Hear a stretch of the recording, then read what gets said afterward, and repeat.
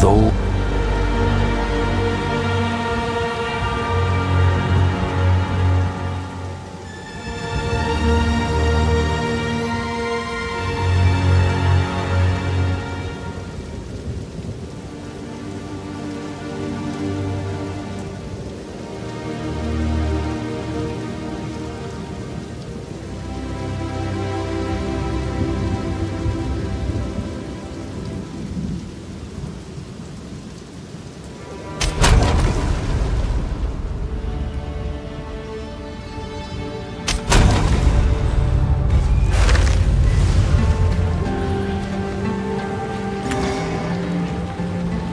Care for a story?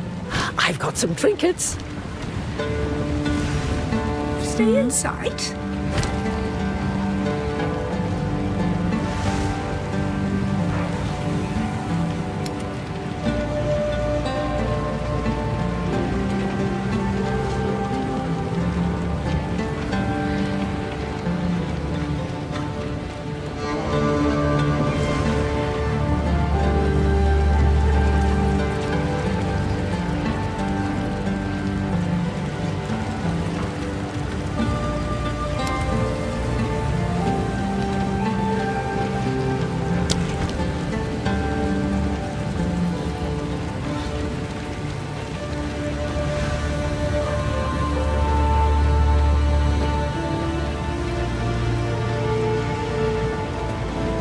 Warm nights.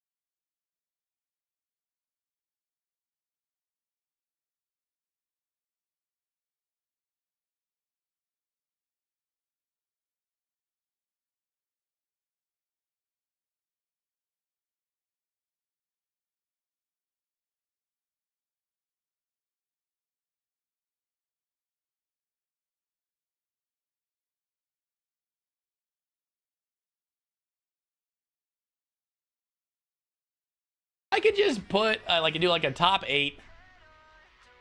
Sorry, y'all. I'm freaking. Hello? Hello?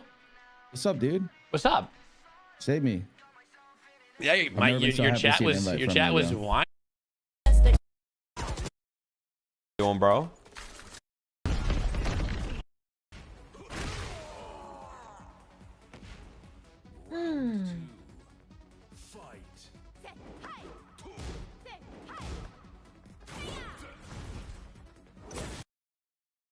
And I couldn't be more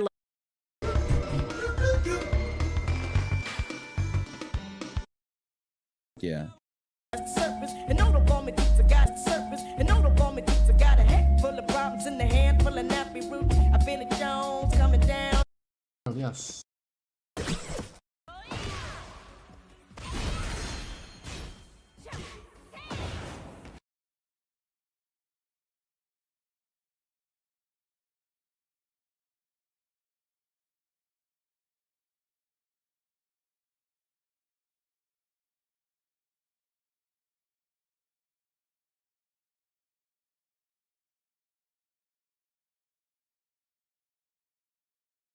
Are these New Zealand minutes? They are actually New Zealand minutes.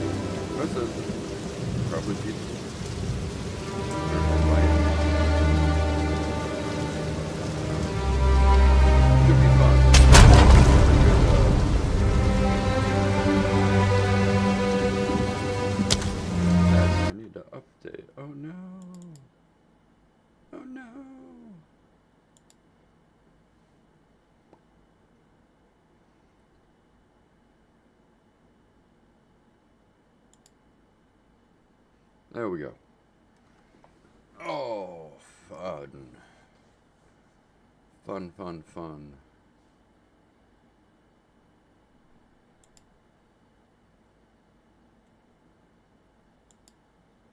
Or are they not releasing? There, okay.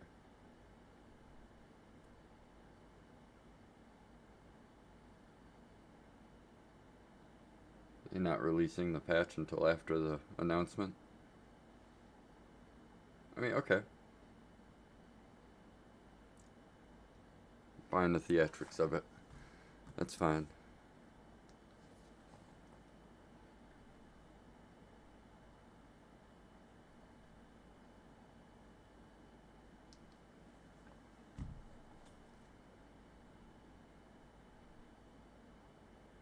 Nothing?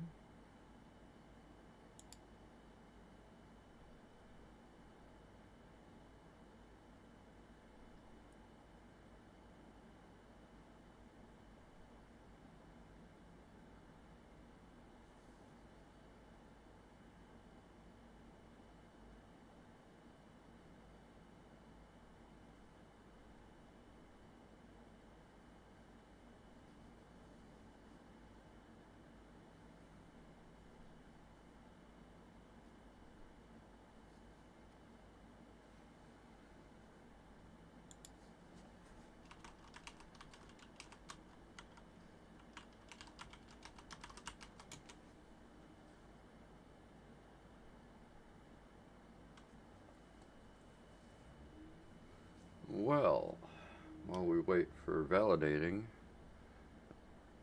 hopefully not too much patching after that.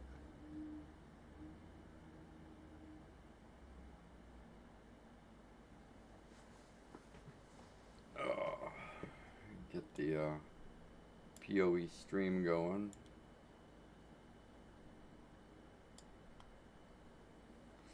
And then we'll learn more.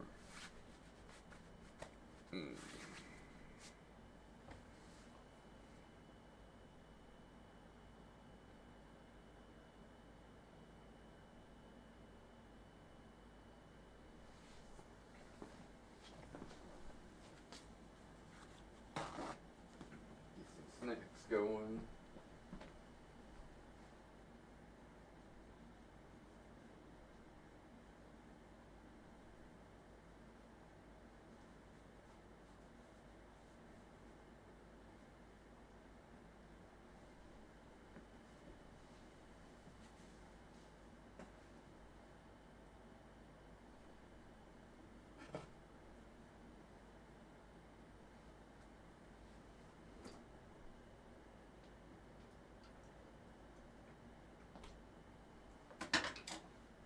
Uh-oh, something fell.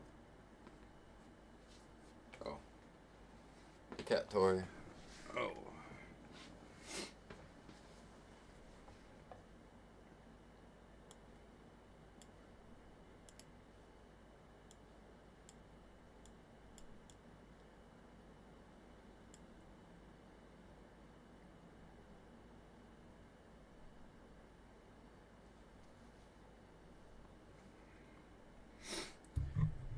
Was never really a Path of Exile fan.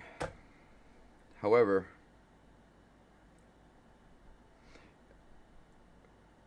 getting the skills from the gems, it felt weird when I was playing POE1. Now, I didn't play for very long.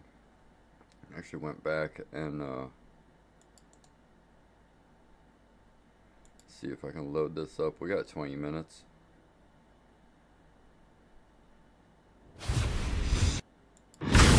Oh, fucking people are gonna report me.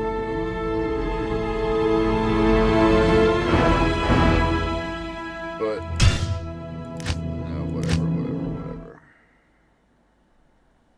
I just want to play.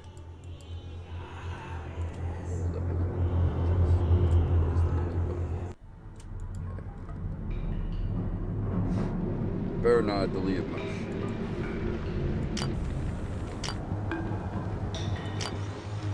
Funeral dancer. Funeral dancer. What?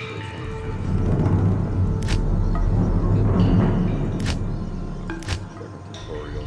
Tell you chat, guys. Wow.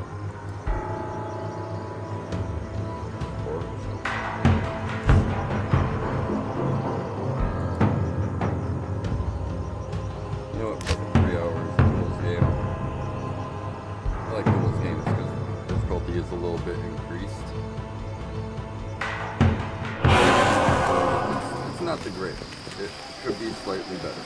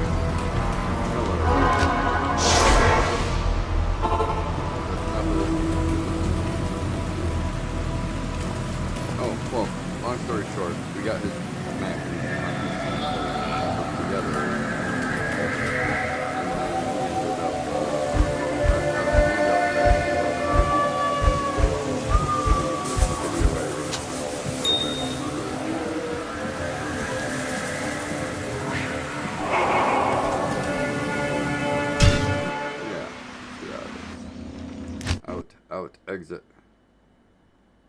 17 minutes.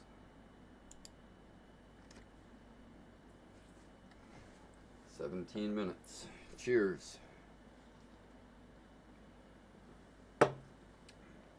Finally, a worthy successor to Diablo 2.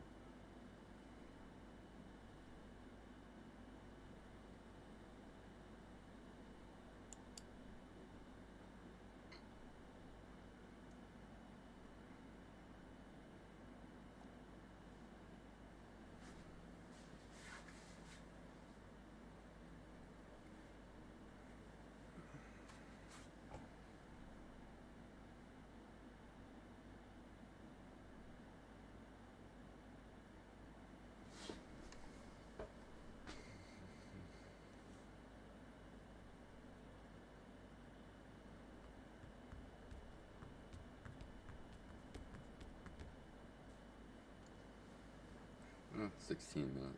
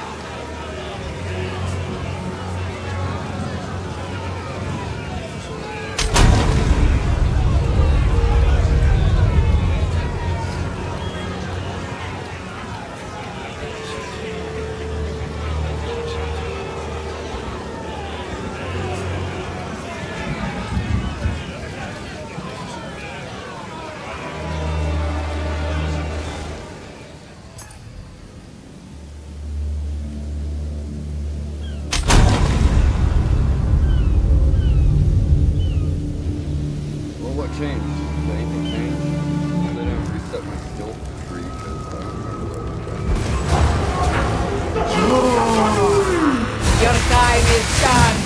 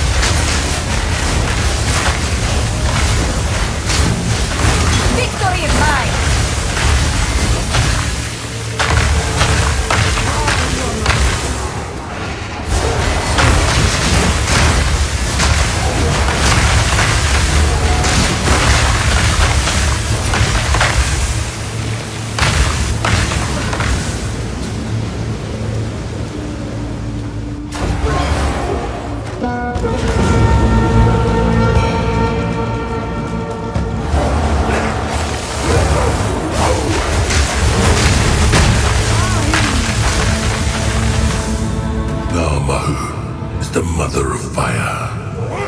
She lends it to us in life, but here, in death, we return it to Hinikora. We exist now to give our wisdom to our descendants, until we are all returned to the volcano. When the world is forged anew, a new line of Tarui will emerge to conquer a savage world. Until then, we linger here, in the halls of the dead.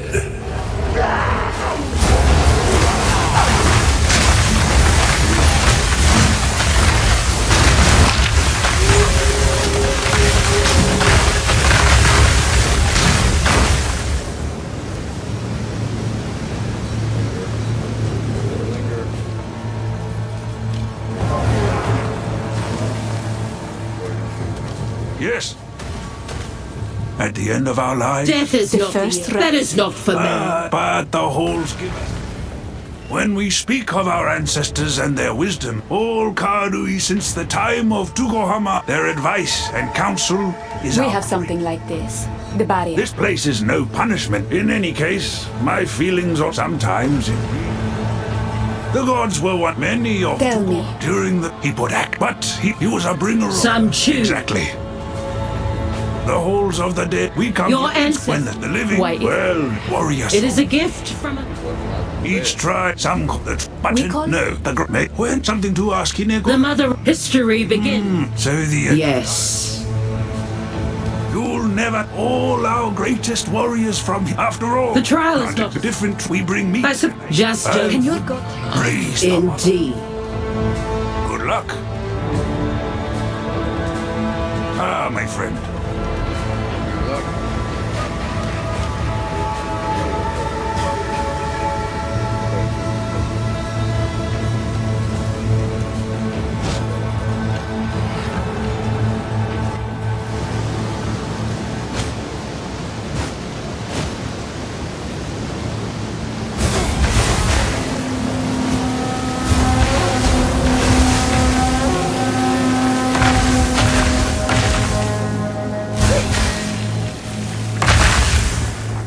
We made it.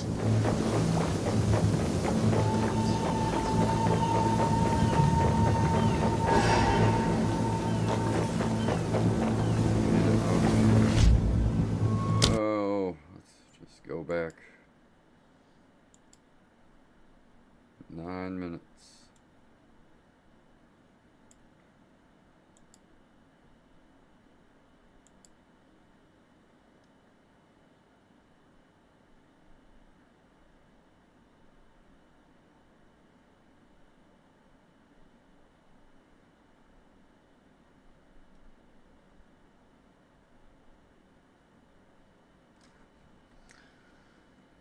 Oh, so how about them, sports team?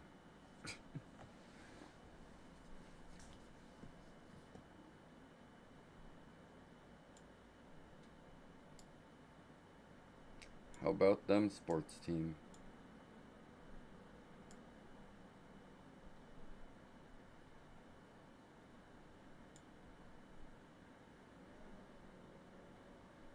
Last of the Druids, Fate of the Veil.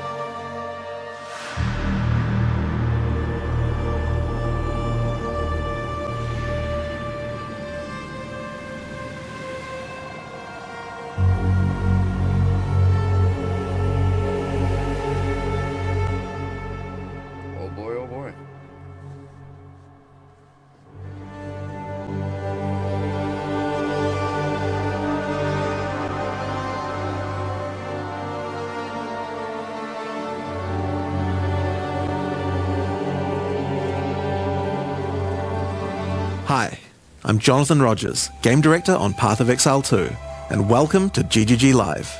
Today we're going to show you an exclusive reveal for what's coming next for Path of Exile 2. Twitch drops are enabled on today's livestream, so you'll be able to claim your Verdant Wilds dodge roll effect by following the instructions below. Now today, it's finally time to show off a new class that we know everyone in the community's been waiting for. So let's roll the trailer for Path of Exile 2, The Last of the Druids.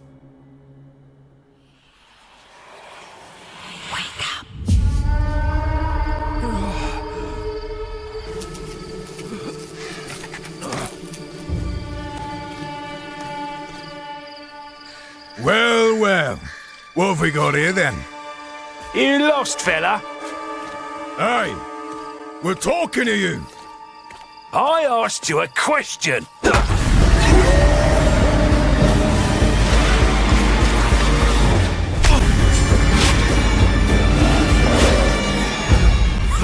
What's wrong with him? He's lost his bloody mind.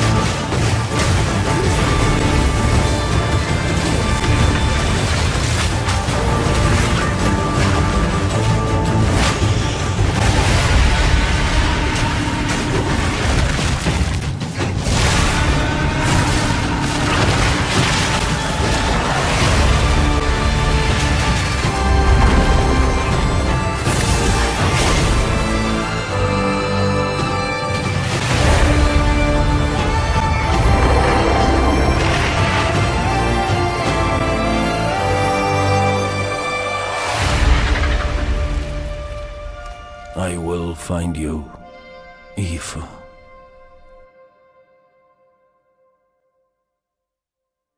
Now as you can see, the Druid is a shape-shifting elemental spellcaster. After his fellow Druids were destroyed by the King in the Mists, the Druid lost his humanity in the forests of Ogham, where he wandered for years as a beast. Now, finally reawakened, he's determined to find his lost wife and regain his humanity. The Druid has been one of the hardest classes for us to design. As well as having human spells, he has 3 animal forms, and we wanted to make sure that there were interesting combos between all of them. The Druid is our first hybrid strength and intelligence class. That means he needs to have the ability to use spells and attacks. As a human, the Druid typically uses magical staves to harness the powers of the earth and the natural world.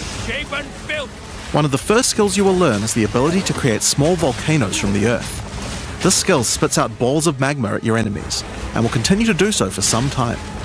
While the volcano is active, turn into an animal and wade into melee range. Many of the skills you use as a human last for a significant period of time, giving you a good chance to turn into an animal and rage out. But how do you turn into an animal, you may ask? Well, the answer is a new weapon type that Druids use, animal talismans. When you equip an animal talisman, you can choose which animal form you would like the talisman to represent. Depending on what you choose, you'll be given that animal's basic attack as a new skill to equip. For a bear, that's Maul. To turn into a bear, simply use the skill. Your character will instantly transform into a bear and attack. If you want to change back to a human, just cast a spell. You will instantly swap back and cast it. We wanted to make sure that swapping between forms was seamless and immediate. Changing forms should be something that you do without even thinking about it all the time in battle. In order to allow for hybrid melee and caster gameplay, most of the skills you use in your human form last for some time and aid your animal skills in some way. The volcano we used earlier will emit more molten balls whenever you hit it with a slam, making it perfect for use with your bear form's furious slam. While in bear form, many of your abilities use rage. There are a lot of ways to generate rage, but the easiest one is simply smash your enemies with Maul. Once you see the runes on your back glowing, it means you have enough rage to do a much more devastating version of your furious slam. Your bear form can also go on a rampage, stomping the ground as you demolish your foes. The more rage you have, the longer the rampage lasts, and doing it over a volcano makes it even better.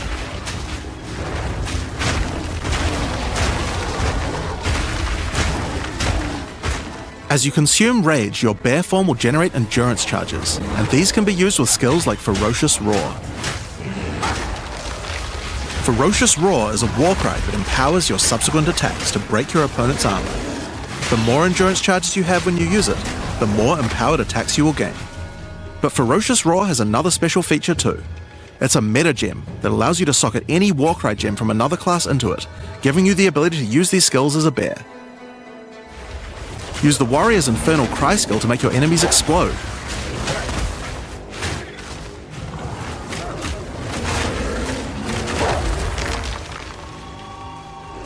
Or use Seismic Cry to stun your enemies and double up the number of slams you do.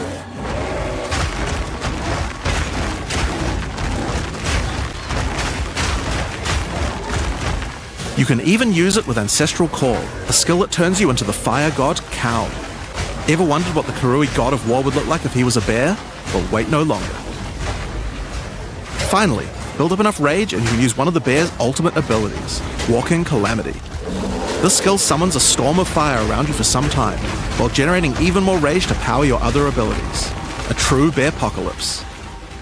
Now the bear is known for being a slower and more lumbering animal, with slower attacks and heavy slams. But what if you want to turn into something a little more nimble? Well, let's check out the second animal form for the druid, wolf form. For the wolf form, we wanted to go fast and furious. Even just the wolf's basic attack will leap forward and rake his foes. After attacking, the wolf stands up on 2 legs, but after running for a short time, he goes back on all 4s, allowing to move more quickly between packs of enemies. The wolf has a lot of cold attacks based on his association with the moon, and the first of these is Lunar Assault. It's great for freezing your enemies in place. After they're frozen, use your basic rake attack to knock shards of ice off your enemies, which land on the ground nearby and explode. If you want to get into battle quickly, you can use your pounce attack. This skill leaps at a target and applies a mark to them. Killing the marked enemy will summon a wolfman into your side, allowing them to fight with you. Mark and kill as many enemies as you can to build up a sizable pack.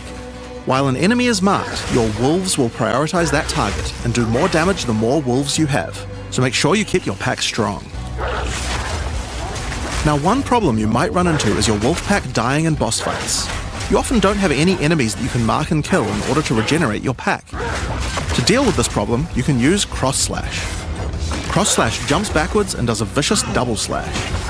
Any marks on your target explode and triggers their abilities. This allows you to pounce to mark an enemy and then summon a wolf even without killing it. Cross Slash also has another feature though. Remember those ice fragments from before? Well, Cross Slash will propel any ice shards on the ground towards its central target.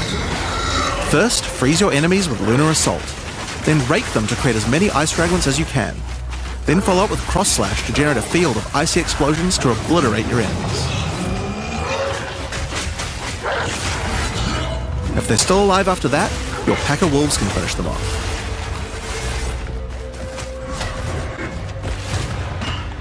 Just like with the bear's raw skill earlier that allows you to use skills from other classes, Pounce is also a meta gem that you can socket mark skills from other classes into. So for example, you might want to try adding Freezing Mark from the Monk to Pounce.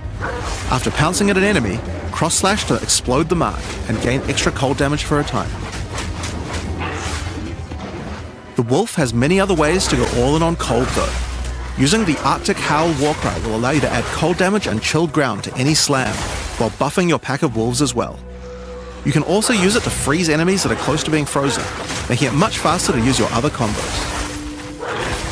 Finally, the wolf also has the ability to call down the power of the moon to transform into an Arctic werewolf with Lunar Blessing. In this form, you move and attack more quickly and deal extra cold damage. Consuming Rage will extend the duration of your Arctic wolf form, so you could try a hybrid bear and wolf build if you want to utilize the skill to its full effect.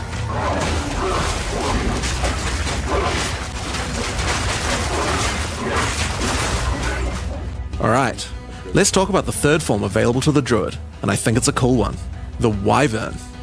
The Wyvern has a number of long-range breath abilities, but that doesn't mean you can't get into melee range when you want to. The basic attack of the Wyvern is Rend. Jump forward into combat and slash your enemies with your lethal talons.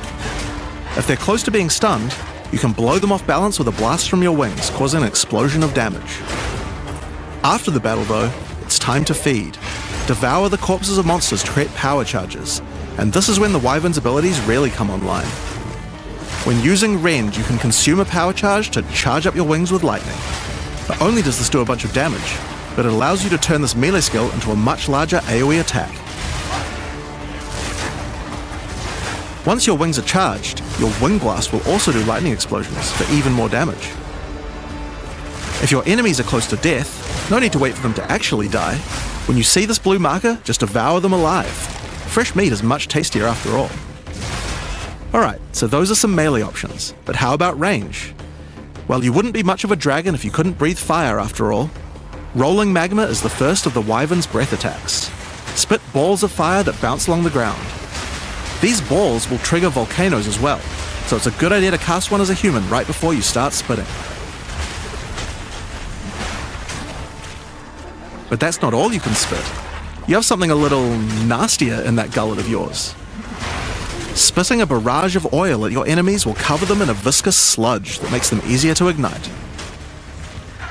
If you have power charges though, plant your wings in the ground and vomit a barrage of lightning-infused projectiles.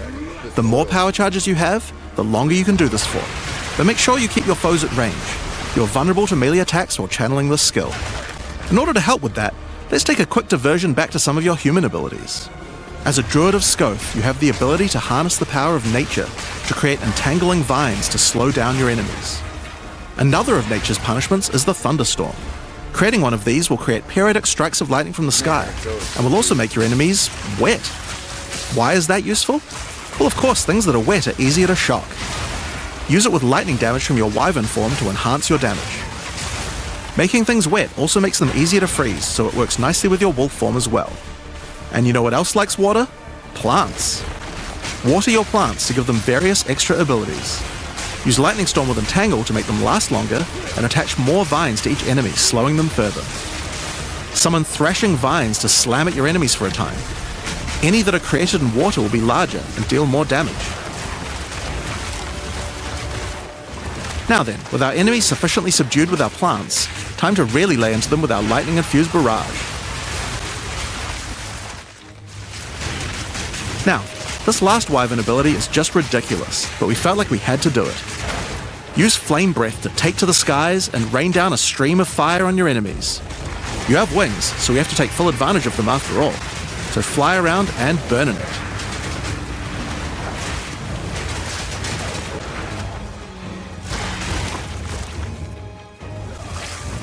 Now there are a few other skills we didn't cover, but there's one in particular that I think will open up a lot of builds: Spell Totems.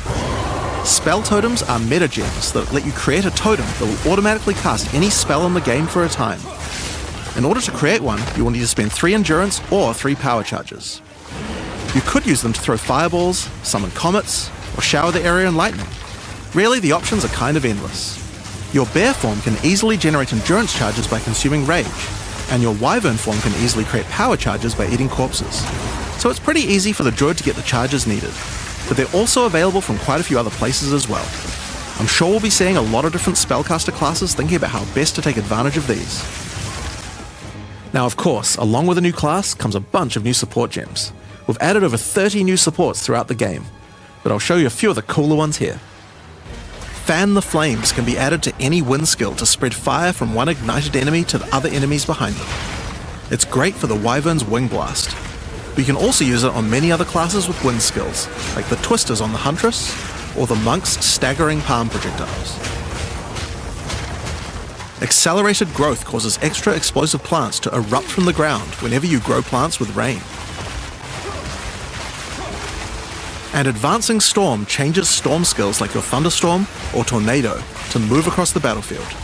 It's great for watering plants en masse, or to turn tornadoes into a real disaster by sucking up multiple ground effects as they travel along. And the Sorceress might like to use it with Firestorm as well. Echoing Cry causes your Warcry skills to echo. They will repeat a couple more times with a delay after you use them, giving you more empowered attacks. Use it for the druid's animal form Warcries, or on the warrior for a nice power boost. Grounding Shocks causes monsters you shock to turn into living Tesla coils, arcing lightning to nearby enemies. You could use it with your empowered wings for an extra damage boost, but it's also great with any other shocking skill. Try it out with Lightning Spear. It obviously needed more AoE clear. There's a whole pile more, but we'll leave those for you to discover. Now with a new class comes new Ascendancy classes. The Druid will have 2 options for now, with a third being released later. The first class is the Shaman. The Shaman channels nature's elemental fury and can harness rage as a spellcaster, unifying his animalistic and magical tendencies. By allocating Druidic Champion, you gain spell damage the angrier you are, and with Furious Wellspring, you generate rage continuously and can spend it to empower your spells. With the knowledge of the Asmerian Magi, the Shaman can harness untapped power from runes and idols. After allocating Wisdom of the Magi, you will notice that all runes and idols have extra mods only available to the Shaman. These new mods unlock countless new possibilities for enhancing your build. You can also allocate Bringer of the Apocalypse, allowing you to become a walking natural disaster. After dealing enough elemental damage, storms of all elements rain around you, destroying all who would face nature's fury. There are other abilities for the Shaman, but I'll just show a few from each class for now. The other Druid Ascendancy is the Oracle. The Oracle perfected the power of foresight and utilizes this in combat to gain massive advantage. When taking Fateful Vision, you will see visions of your future self using specific skills. If you decide to follow this path by using the skill yourself, it will do significantly more damage.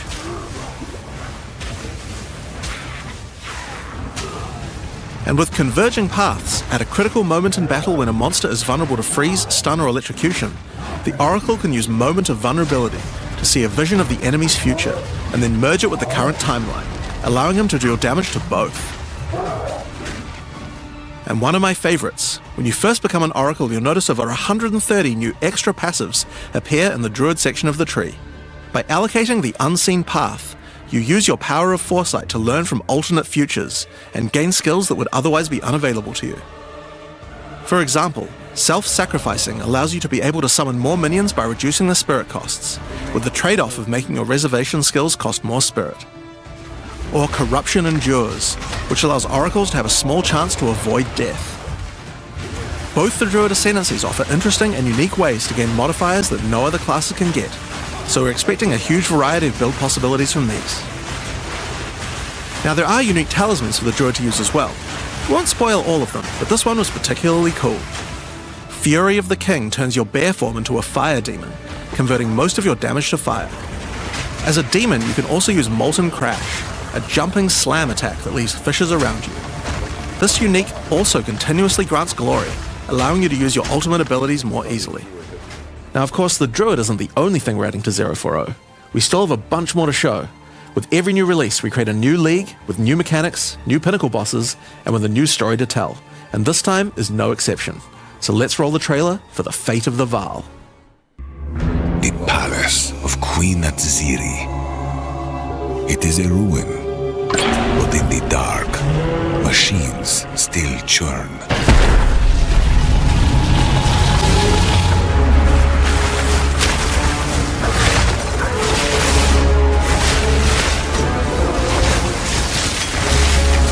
The temple has many functions, and with it, a chance to save the Vaal, a gateway through time.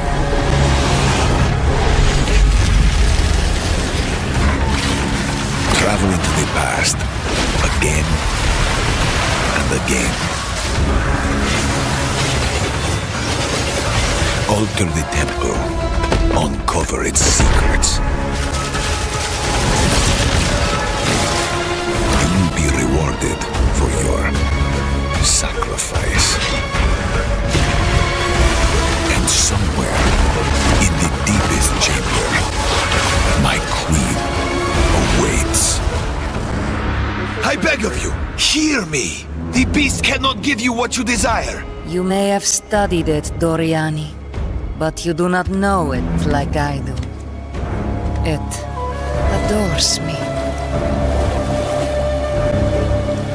Come now, give unto me your desire.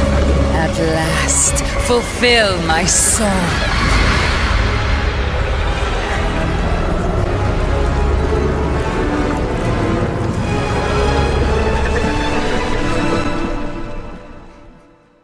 Hi, I'm Mark Roberts, Game Director on Path of Exile.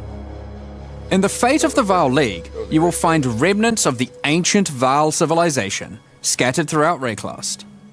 They seem to attract nearby creatures and affect them strangely. After killing them, the remnant appears to gain some amount of power, but not enough to fully activate it. It seems you will need to find 5 more of these arcane devices, and sacrifice the monsters you find there to fully activate one. But things don't always go to plan. These devices are old, and sometimes infected by corruption. Twisted versions of ancient Vaal may emerge, and sometimes even stronger foes. On fully activating one of the devices, you finally discover its true purpose.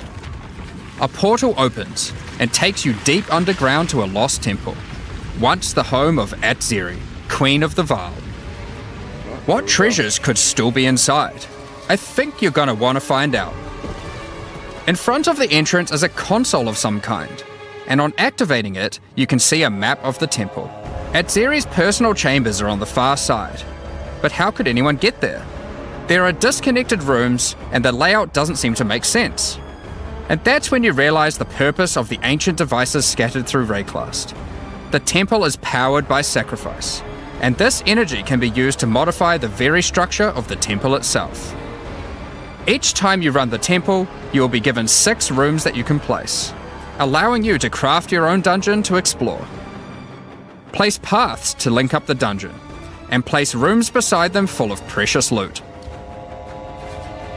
After you are happy with your choices, open the temple and discover the results of your efforts. Each room contains different challenges along with its rewards. On entering a room, the doors will slam shut behind you and you will need to face the encounter within. But choose wisely. It's important where you place the rooms to get maximum returns. So it's like the, For example, when placing a commander, you could just place it anywhere along an existing path, but a much better strategy is to place it next to a garrison of troops for him to command. With better leadership, the garrison will level up, making the monsters harder, but also more rewarding. Different rooms have different requirements for leveling up. For example, if you want to fully level up a smithy, you will need to supply it with golems from an adjacent golem works, and hook up a generator to the power network to supply it with power. After doing so, the golems will be powered up, making them much more dangerous. You don't need to memorize what interacts with what. When selecting a room, you will be shown the locations that will make other rooms level up, and exactly what effect it will have on the temple.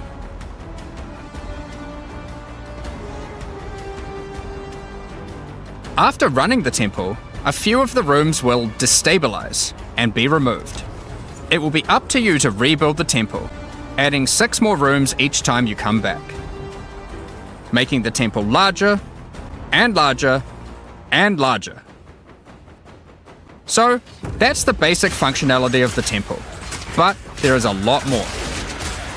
Once Doriani finds out about your travels to Lera Vaal, he will attempt to persuade you to take on a new mission.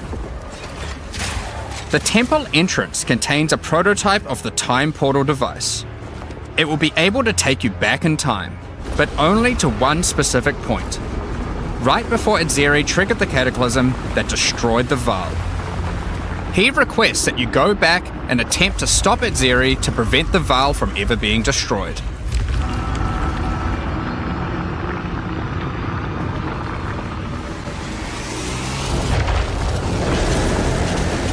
Atziri is on the far side of the temple, so you will need to expand the temple significantly to get to her. And even worse, her chambers can only be unlocked by a room that isn't currently accessible to you. In order to deal with that, you are going to need to visit the architect of the temple. To get to him, you will need to place path rooms, but while doing so, you will probably want to exploit some of the Vaal technology only available in the past. Once you can travel into the past, a whole new set of rooms are available to you, and they have some pretty insane rewards. At level 1, the corruption chamber can be used to corrupt a single item. but placing it next to a thaumaturge to run the place, and a sacrificial chamber to provide soul energy, you'll be able to level it up. And it's worth it. Because once you get the room to level 3, there are some very nice rewards to be had. In a level 3 corruption chamber, you will find this mysterious device. It has a slot to place an item, and it only accepts items that are already corrupted. What will happen to them? Well, normally once an item is corrupted, you can't modify it any further. But this device allows you to corrupt your item a second time, adding another enchantment. This has the capability to craft some very powerful items indeed. But be warned, the Vaal are all about taking risks in the pursuit of power. There is a 50% chance that the item will be destroyed.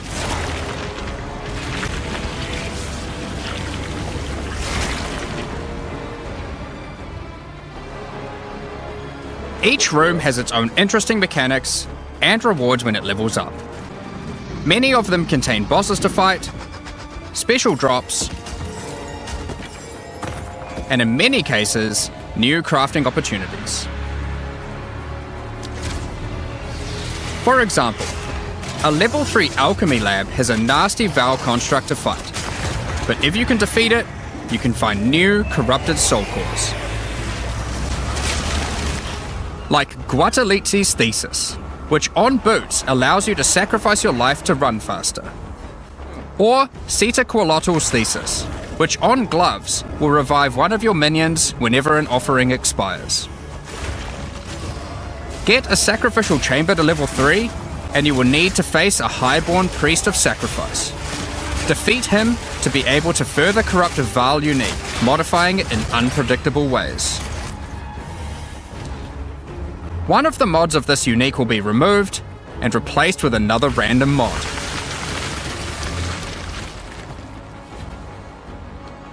For example, this Soul Mantle.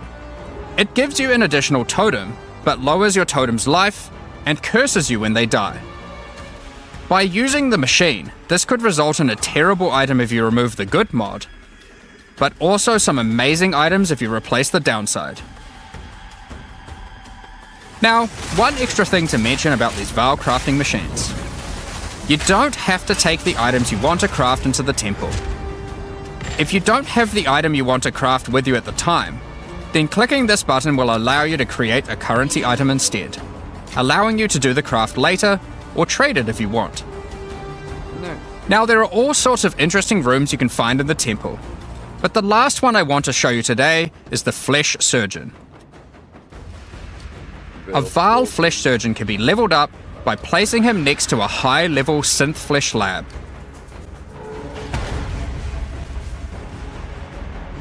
But be careful, the Flesh Surgeon has some rather unpleasant experiments in his personal lab. Afterwards, you might notice the surgery table just sitting there. The Vaal are great at crafting items. Why not do some crafting on yourself? After laying down, you'll be asked which limb you'd like to replace. Left arm, perhaps your right leg. Each limb can get a different set of random bonuses, so choose wisely. Oh, fun. After getting up from the table, try out your new limb. It seems to work fine, and even perform better than your normal one. Now, there is just one thing with replacing body parts. If you die and are resurrected, your body will return to its natural state. You might need to return to the Vaal Surgeons if you want another robot arm, and maybe get a better one next time. Some rooms, like the Commander, can give you a new type of reward. Medallions that can be used to manipulate the temple in other ways. Using a Quippalatl's medallion will allow you to artificially boost a room, even if it doesn't meet the normal requirements to level up. And a Huatalotli's medallion will stop rooms from destabilizing when you complete a temple, allowing you to guarantee getting a reward a second time. Great if you want to stock up on double corrupts. Now, with all that aside, time to face the Architect, and you will be in for a fight. Once defeated, you will find another console that can be used to modify the temple.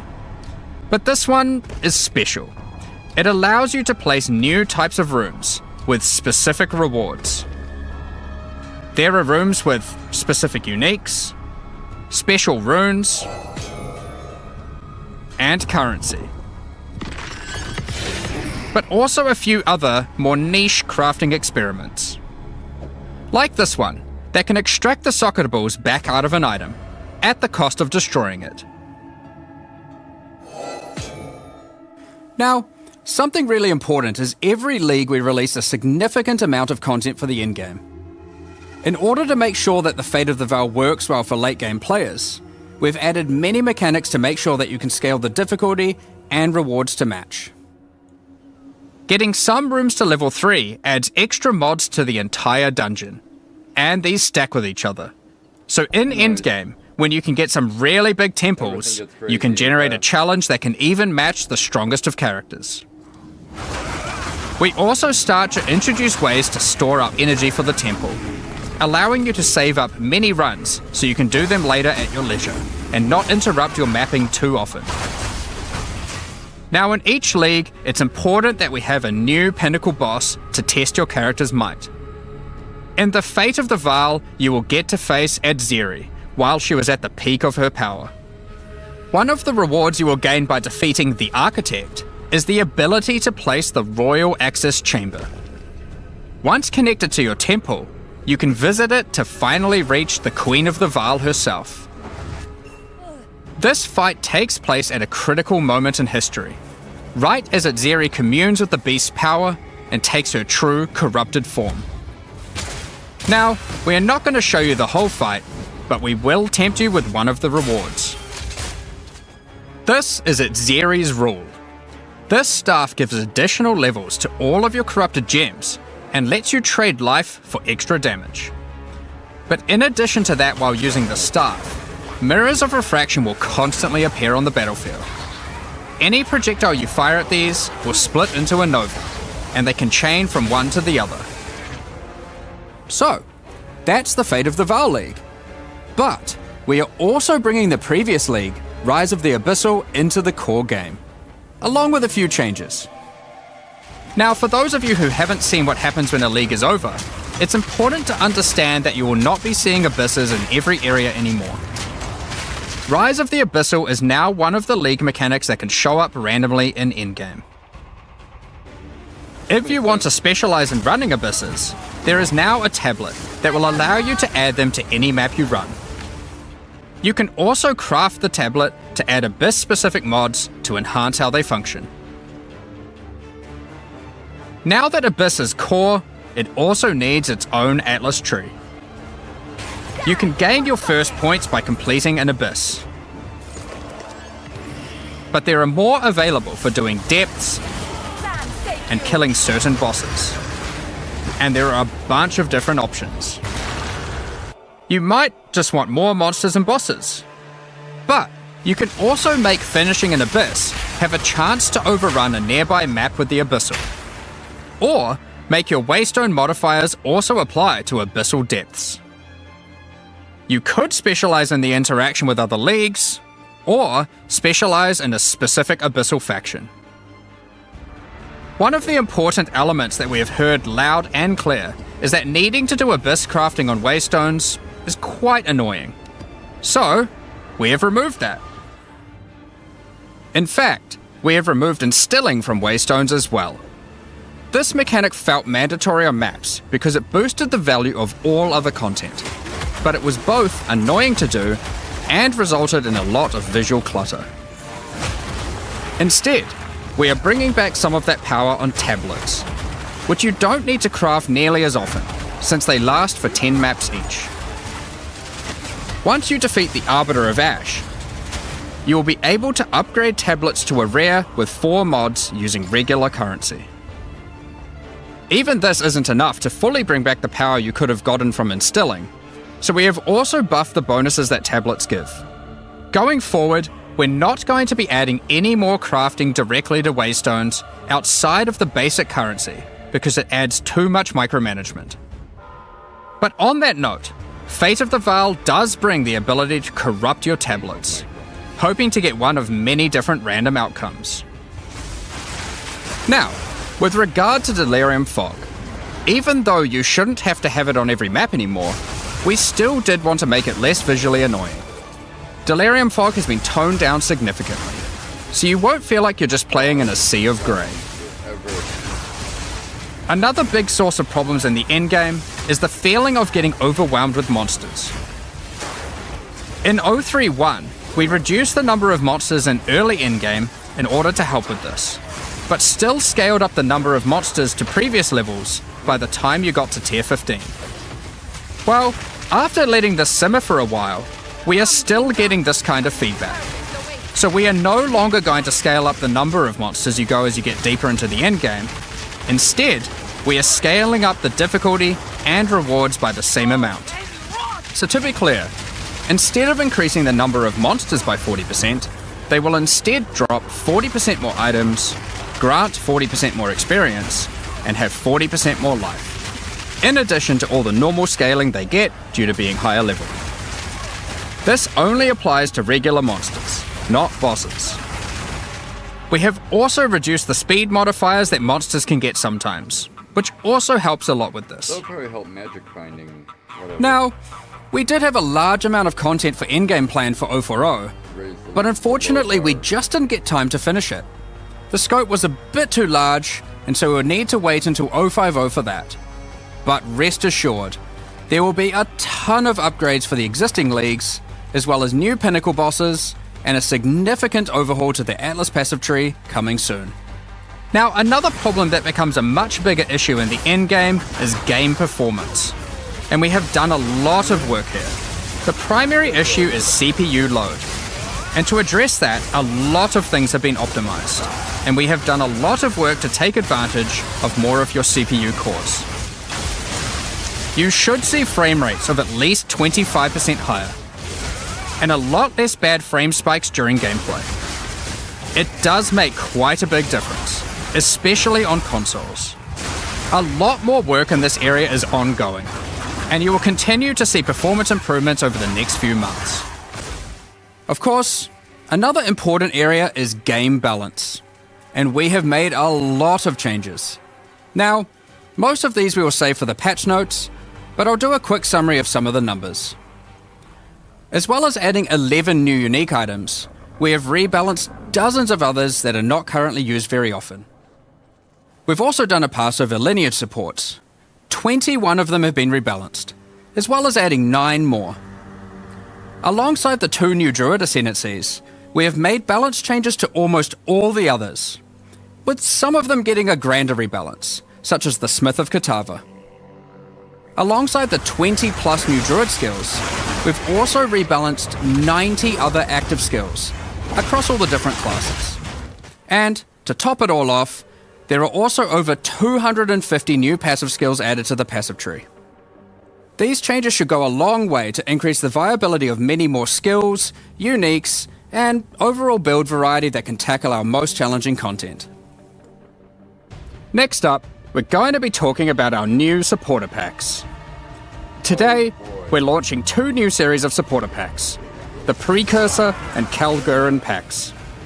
Each tier contains the pack's full face value in points, alongside several exclusive microtransactions. As always, the microtransactions in these packs are purely cosmetic and do not affect your character's power or progression in any way. The Precursor series of supporter packs contains 6 exclusive microtransactions. First up, the Marble Statue character effect. Once you finally stay still for a moment, a podium rises up out of the ground to immortalize you, turning your skin to marble. When you next move, the stone crumbles around you.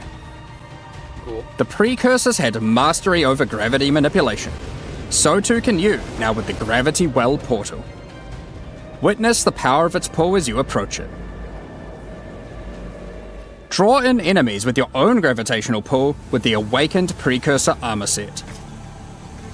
The Precursors designed and built many mysterious ancient beings. This one used to serve as a scout that would patrol and tase intruders. Why salvage gear yourself when the Master of the Forge can do it for you? molten gold spills out as the Forge Master breaks down your items. The Relic of the Precursor's map device is a mysterious machine that sits atop ancient colossal statues. It keeps track of the number of charges consumed on your Precursor tablets used in the device. The Kalguran Pack series also contains 6 exclusive microtransactions. The Kalgurans had astounding skill in astronomy, being able to track cosmic events with absolute precision. Harnessing that skill, with the Astronomer's Level Up effect equipped, you too can now see exactly how long it took you to level up as it outputs the time in chat. The time taken to reach your last 3 levels is also displayed on the item, so you can link it when you have a time you're proud of. Crush unique enemies by unleashing the wrath of the lost Kalguran fleet, led formerly by Captain Heartland himself. A Kalguran seafarer needs armor fit for the treacherous seas of Rayclast. This set has you covered with the classic tricorn and, of course, a peg leg. The Lost Treasure weapon skins top off your appearance of a true raider of the seas. These gilded weapons can be applied to wands, two-hand maces, and shields. After a long day of plundering loot, retreat to the Kraken's Cove hideout, a home of some of the most deadly, ocean-dwelling creatures in Rayclast. Many ships have met their demise here. What better to accompany you in Kraken's Cove than a kraken itself? Replace your stash with a dormant kraken waiting for its prey. As you approach, it will awaken and terrify both you and any guests in your hideout. Alongside this, an extra stash skin item will be granted to you, and when placed, will automatically open to any stash tab set with the currency affinity, to help having to navigate through your tabs. Additionally, any microtransactions from the supporter packs will be made available for use in Path of Exile 1. Thank you very much for all your ongoing support. We're just about to start the Q&A with Ziggy D. Afterwards, at 11 AM NZ time, we'll post the patch notes. With release at the end of next week, our community team will be posting crucial information you'll need for the release. Keep an eye on the news. Thanks for joining us today and checking out our latest developments. We're looking forward to playing alongside our fellow shapeshifting exiles, all while uncovering Lost Vow secrets by doing some dungeon crafting. We'll begin the Q&A shortly, so please get your questions ready.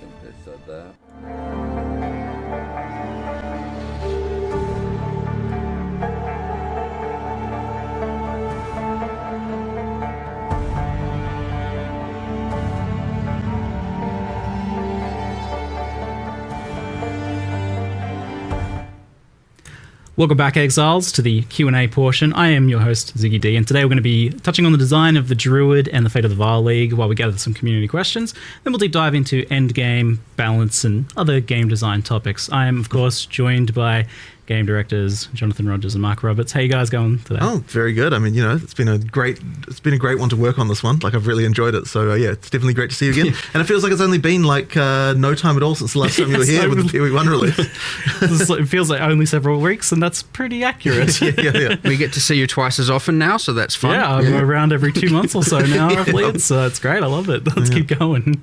So I do have to open with this, though, is like Druid looked a little bit weak, I think, in the demonstration video today. Yeah, I think one of the issues that we have is like we're so concentrating on like just demonstrating how the mechanics work that we sort of forget to be like, okay, let's actually make sure the damage numbers that we're doing on this like test character we're filming here are actually like in line with what people actually normally expect. So yeah, there's just a few things there that we probably should have caught and made a little stronger there. But yeah, when you actually play it, it's certainly from the alpha feedback incredibly powerful. Like yes. you know, the like, you know, we were seeing some people say, oh, you know, the wolf looks weak or whatever. Well, I can assure you that on alpha there's a bunch of people saying the wolf is super OP. So, you know, it just comes down to the things you go through in order to demonstrate stuff. I think we probably going to be worthwhile. We make some videos showing a bit more of the less demonstratey side and get them posted and stuff this week. Because honestly, you can just play it literally right now, and it's you know.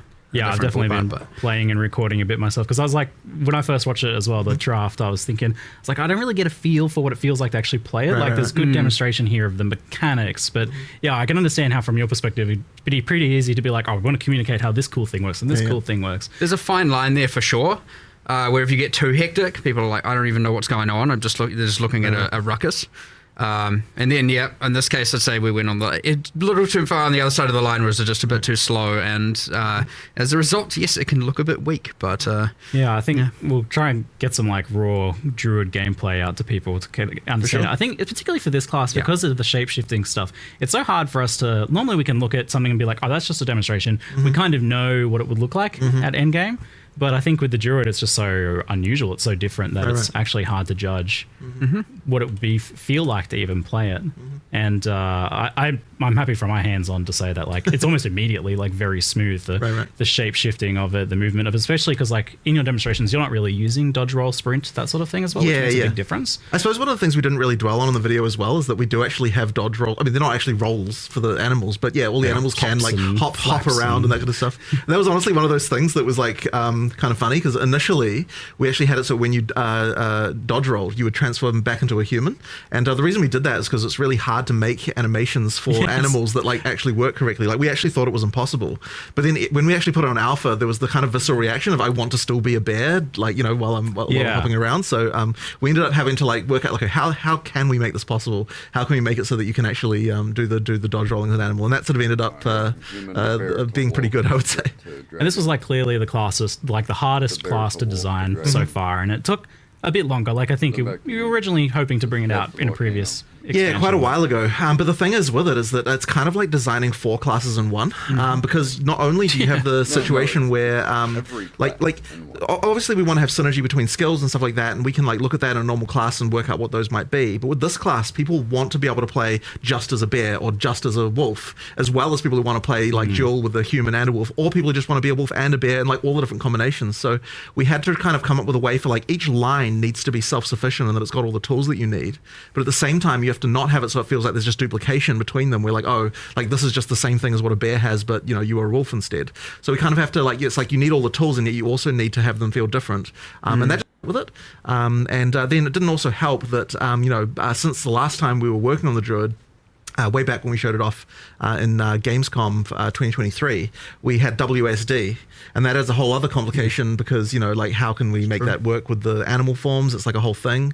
Like I'll tell you the Wyvern, for example, like we had a hell of a time making it so that you could do the ranged attacks because you need to be able to walk while you're doing it. The Wyvern's sitting there with its arms like planted on the ground, like being able to walk while also spinning it. Yeah, it's like we went through so many iterations of that. So yeah, it was just a very tricky class overall, like just crazy. I remember seeing some very goofy looking like Wyvern like months and months ago. Yeah, we were like trying to this is not working. Right. Like, well, I also remember like for a long time the wolf was just like a dancing dog. It was just like it looked really silly. And, like man, the wolf as well. I mean, it was really hard to get right, and because one of the things we really wanted to avoid was I didn't want that too much of that whole like man in a wolf suit vibe.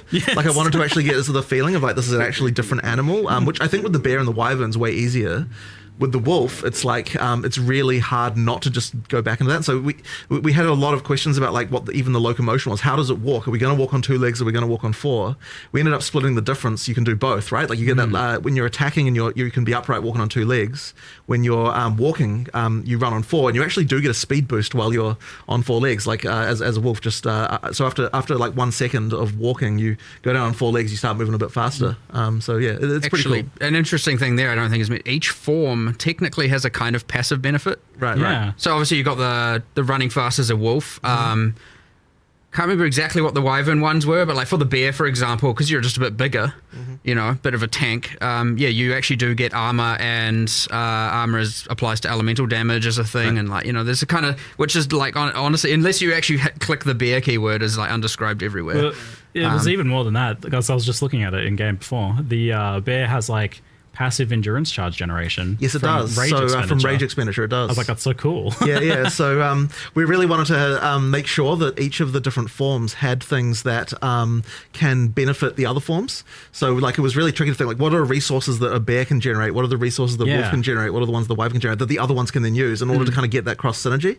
So that's kind of like one of the reasons why we had to kind of come up with all that stuff. And part of the trickiness. And that caught me by surprise as well, because like technically it's mentioned, but I never really fully understood the idea that you can swap between the forms, like human to animal and back. Yeah, I figured that's what's going on here. But you can like leap in as a wolf and then immediately transform to a bear mid slam. You absolutely can. So the thing with this is that you want to present a fantasy to someone as far as like what the UI is pushing you towards and all that sort of stuff. Like there are going to be a lot of people who are like, I want to be a bear, and they just pick bear stuff and they go all bear, right? But at the same time, we're unconstrained in the sense that you can pick all the other stuff, you can use it at the same time. So one talisman, like effectively when you pick on a talisman from like wolf, bear or wyvern, what that's giving you is the default attack, right? That's what you're actually picking, and that's all it is, right? And that often will guide you like what skills you're picking and so on, but you can just use with that same talisman as many different animal skills as you would like. That just means that you've got that sort of free flowing, like, trying out different stuff, sort of combo gameplay that we like to try and get. So obviously there will just be a lot of people who just pick one thing, right? Like I absolutely expect that. There's a lot of experimentation to do there if you want to do it. Yeah, so you've tried to hit like making it so like people who just want like a simple straightforwards, like I just want to run out as bear and slam the ground, like that's certainly very possible there. But also you with this whole class you had the problem of how do we make like a spellcaster and a melee attacker that's shapeshifter as well. I mean, this class has got a bit of everything. For sure. How did you make all that kind of like work together and solve that build problem of like, how do you actually scale these things together in a way that just one thing isn't way better than everything else? Right. Well, I mean, it's always tricky, and Mark's obviously the one who handles a lot of the balance stuff. But I can see, even just from a design perspective, so I just throw over the fence all my horrible stuff, and then you're like, how the hell am I going to balance this? Effectively, like, so even with the spellcaster side, so one of the things we initially wanted with the spellcasting is a lot of it's like over time type effects that, so for example, with the volcano being the really obvious one, right? Like you can create this thing, and then you can turn into an animal and do other stuff at the same time. So we needed on the human side a lot of things that last for a long time. But the problem you then run into when you actually go to balance the thing is like, okay, well, if you've just got like 5 damage over time style spells, why not just cast all of them and then you don't have to ever do anything else, right? Like, so it's like that kind of stuff makes it really hard. So then you have to start thinking, okay, we want to make it so that you cast a long-term thing as a human, but then being an animal is going to augment that so that it improves it. So for example, with the tornado, it's got a similar mechanic to the little twisters that the hunters have, where ground effects can empower it with extra elemental stuff. And so then we're like, okay, well, if the animal forms are the ones that can create the ground effects, then that means that you're kind of like, you're going to want to do, like, to mix that with the tornado, you now have to have both the animal forms and the spellcaster stuff if you want to get all of that together. So it's just a lot of that thinking about how can an animal form aid a spell, how can a spell aid an animal form, like all the way through. And then, as I said, we throw it over the fence, and then Mark tries to work out what kind of numbers can actually make it it's a web of infinite difficulty, right? Because like we're talking about the 4 forms within the class, but each of these skills also synergizes with every other class and every other skill in the game, and it's becoming growingly more complicated. But that's also what's fun about the game and what all the things you can unlock and the crazy builds you can do. But I mean, like this week's focus has been like, okay, we had all the, like during our alpha testing and internal testing, we had like, there was the I want to be all forms going between, there was the I just want to be wolf, I just want to be bear, I just want to be a dragon, and now we're getting a lot more of I just want to cast nature plant skills and do plant stuff. And so it's like, okay, well, how do we make that work? Well, because they're quite long duration, so we're having a bunch of complexity with that as well. And it honestly does just spiral into like, oh my God, there's 20 million variables here. But it's fun. And at the end of the day, as long as it is honestly fun to play, then honestly we're golden. So, I would say we're pretty much there on almost everything with this class. I'd actually say we're a little bit more prepared than normal. We've had a lot of testing. Despite, partly because it's been in the works for so long. But it's, I don't know, like ultimately pretty fun. I'd say there's still something, obviously there's still more to do. There's obviously always more to do. But there's a lot going on, a lot of enjoyment. I saw yesterday, I was just like walking past someone's computer and, someone was mentioning like, it's just fun placing 6 volcanoes and then just slamming on them. I was like, all right, sweet, you do you. Like, that's fine. I was definitely enjoying obliterating bosses in bear form, like with dropping tornadoes, and there's the totem, which you can summon in animal form.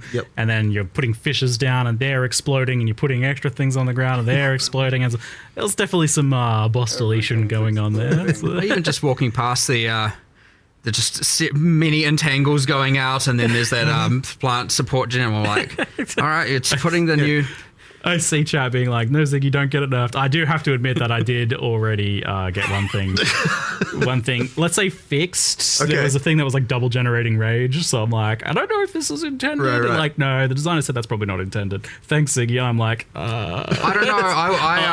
I will see where that goes, because I was like, no, that's fine. This is a fish. It made it to me, and I was like, no, I'm fine with that. Yeah, because it generates rage when you first slam, and then the fishes, every time they pulse, it generates rage. I'm like, oh, really? Yeah. Oh, shit, I didn't even know that. Because like the totem's making it pulse, and that's generating rage each time. Right. I'm like, that doesn't that's interesting. seem intentional. It's fine. Yeah. It's fine. I love that, because that's like ridiculously powerful. That feels like way permissive. I was like, this feels illegal, but that's like...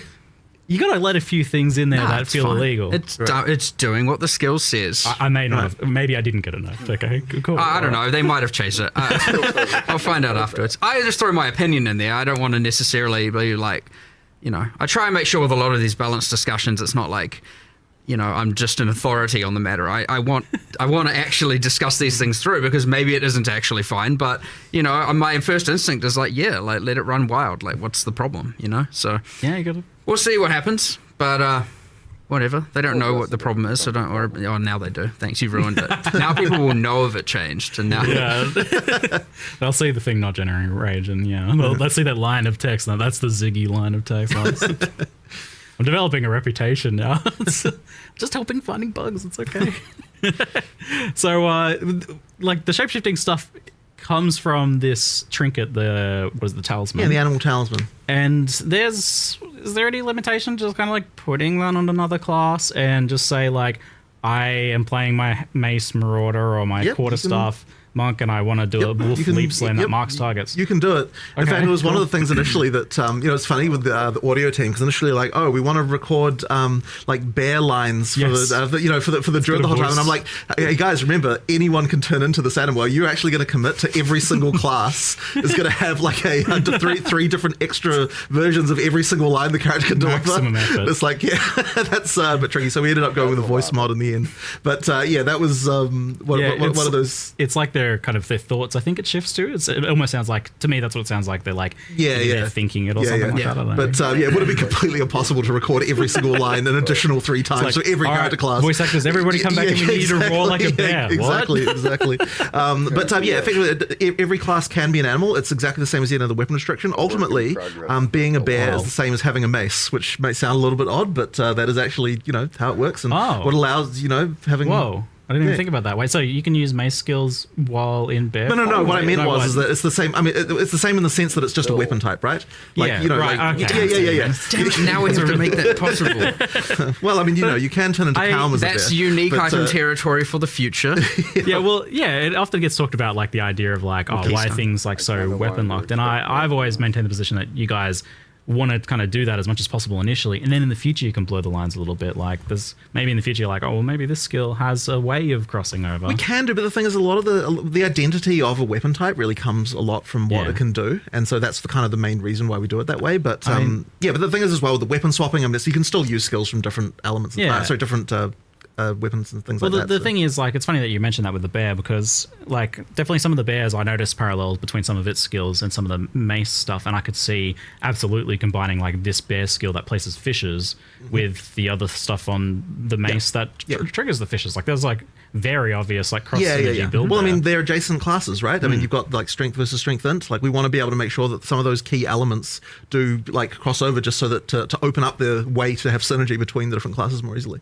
Well, as you get more classes and more skills, you obviously get an overlap of the kind of mechanics and keywords and stuff, iterating, and thus they will always cross-synergize. And where there still will be new things a class offers, yes, there's always going to be a bunch of stuff that they use that will then interact with all the other skills. So. Yeah, and now you added plants and plants that grow from rain, and there's a plant keyword that has overgrown as a keyword.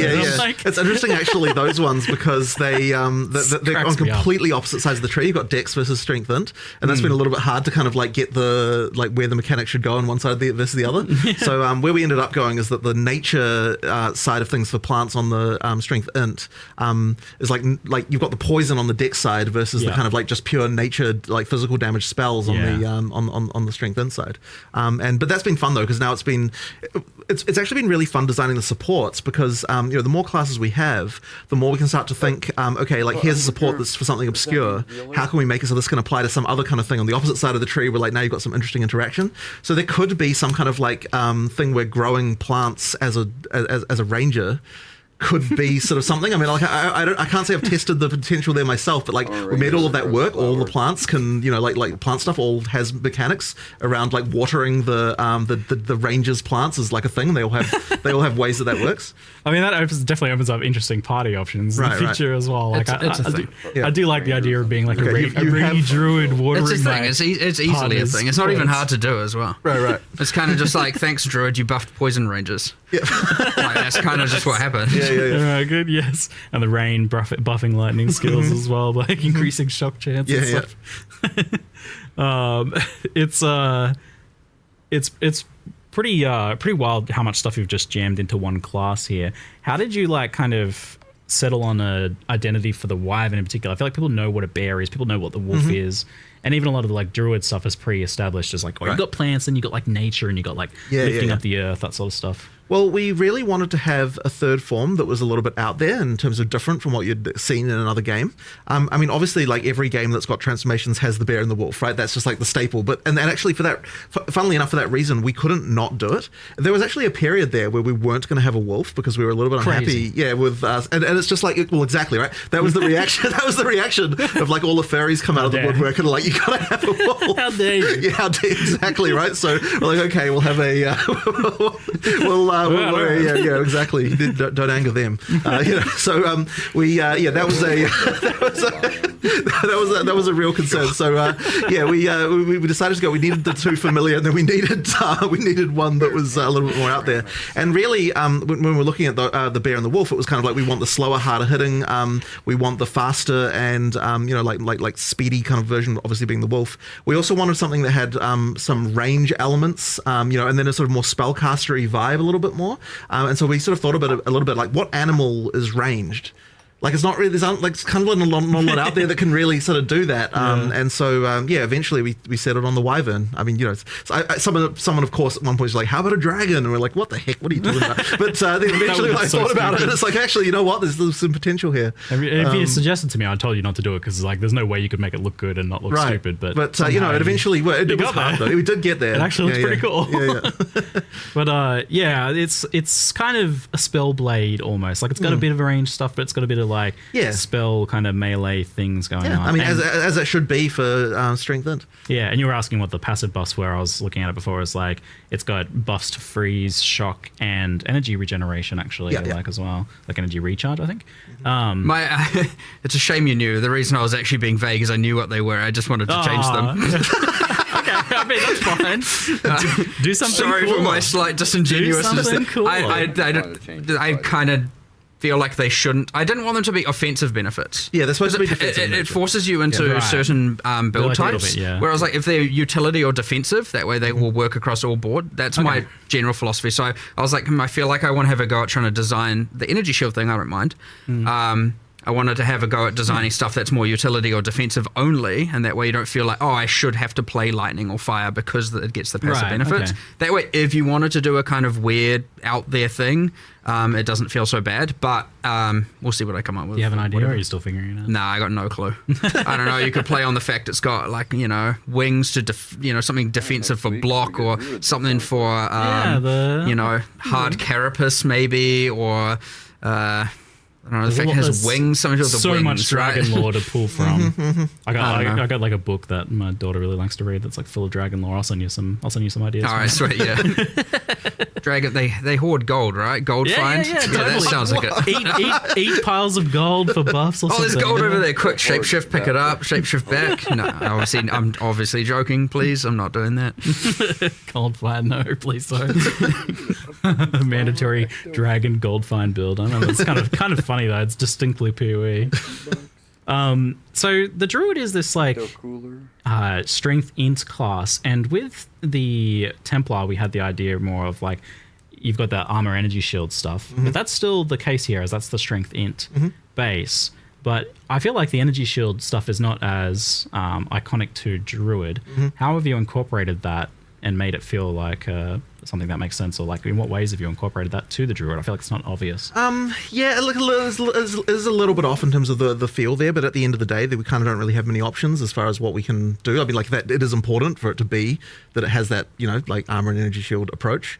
There's a few sort of interesting, what do you call them, spirit reservation gems. I don't know what I can never remember what the official name of that is. That sort of interact with that stuff in a dual way. So there's like that bark skin thing that effectively allows you to take advantage of energy shield to generate armor. Like, so when you lose energy shield, you get armor instead, and like it like creates little bits of bark on your skin.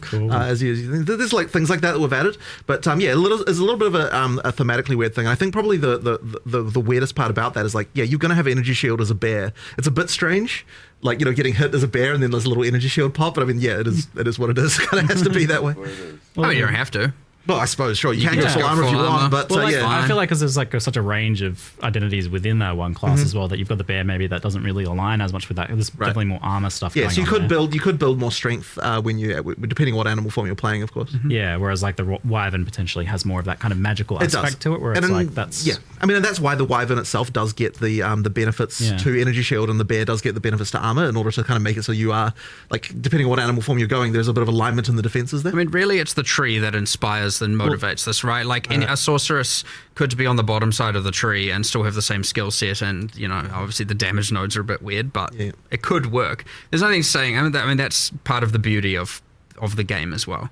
Yeah, I mean, I had that experience where I was like, because it wasn't as clear, I was almost inventing my own lore there a little bit, where I was specking the regen from the Druid, and then the Zealot's Oath right there. I'm like, oh, this actually, like, you're converting your natural kind of like life regen into like energy shield. You're converting your natural kind of like life regen into like energy shield. I mean, that is a way for sure. Like Keystone's certainly a pretty energy shield. I mean, that is a way for sure. Like Keystone's certainly. There's an extra. I can't remember what it's doing. There's one that says "Do not translate" on it, so it's in progress. But yeah, we were playing around with trying to have some armor, energy shield, more hybrid stuff going on with the Keystones there. It was based on what's it called? POE1's, is it Divine Shield? Is that the name of the keystone? I can't remember. Too many names.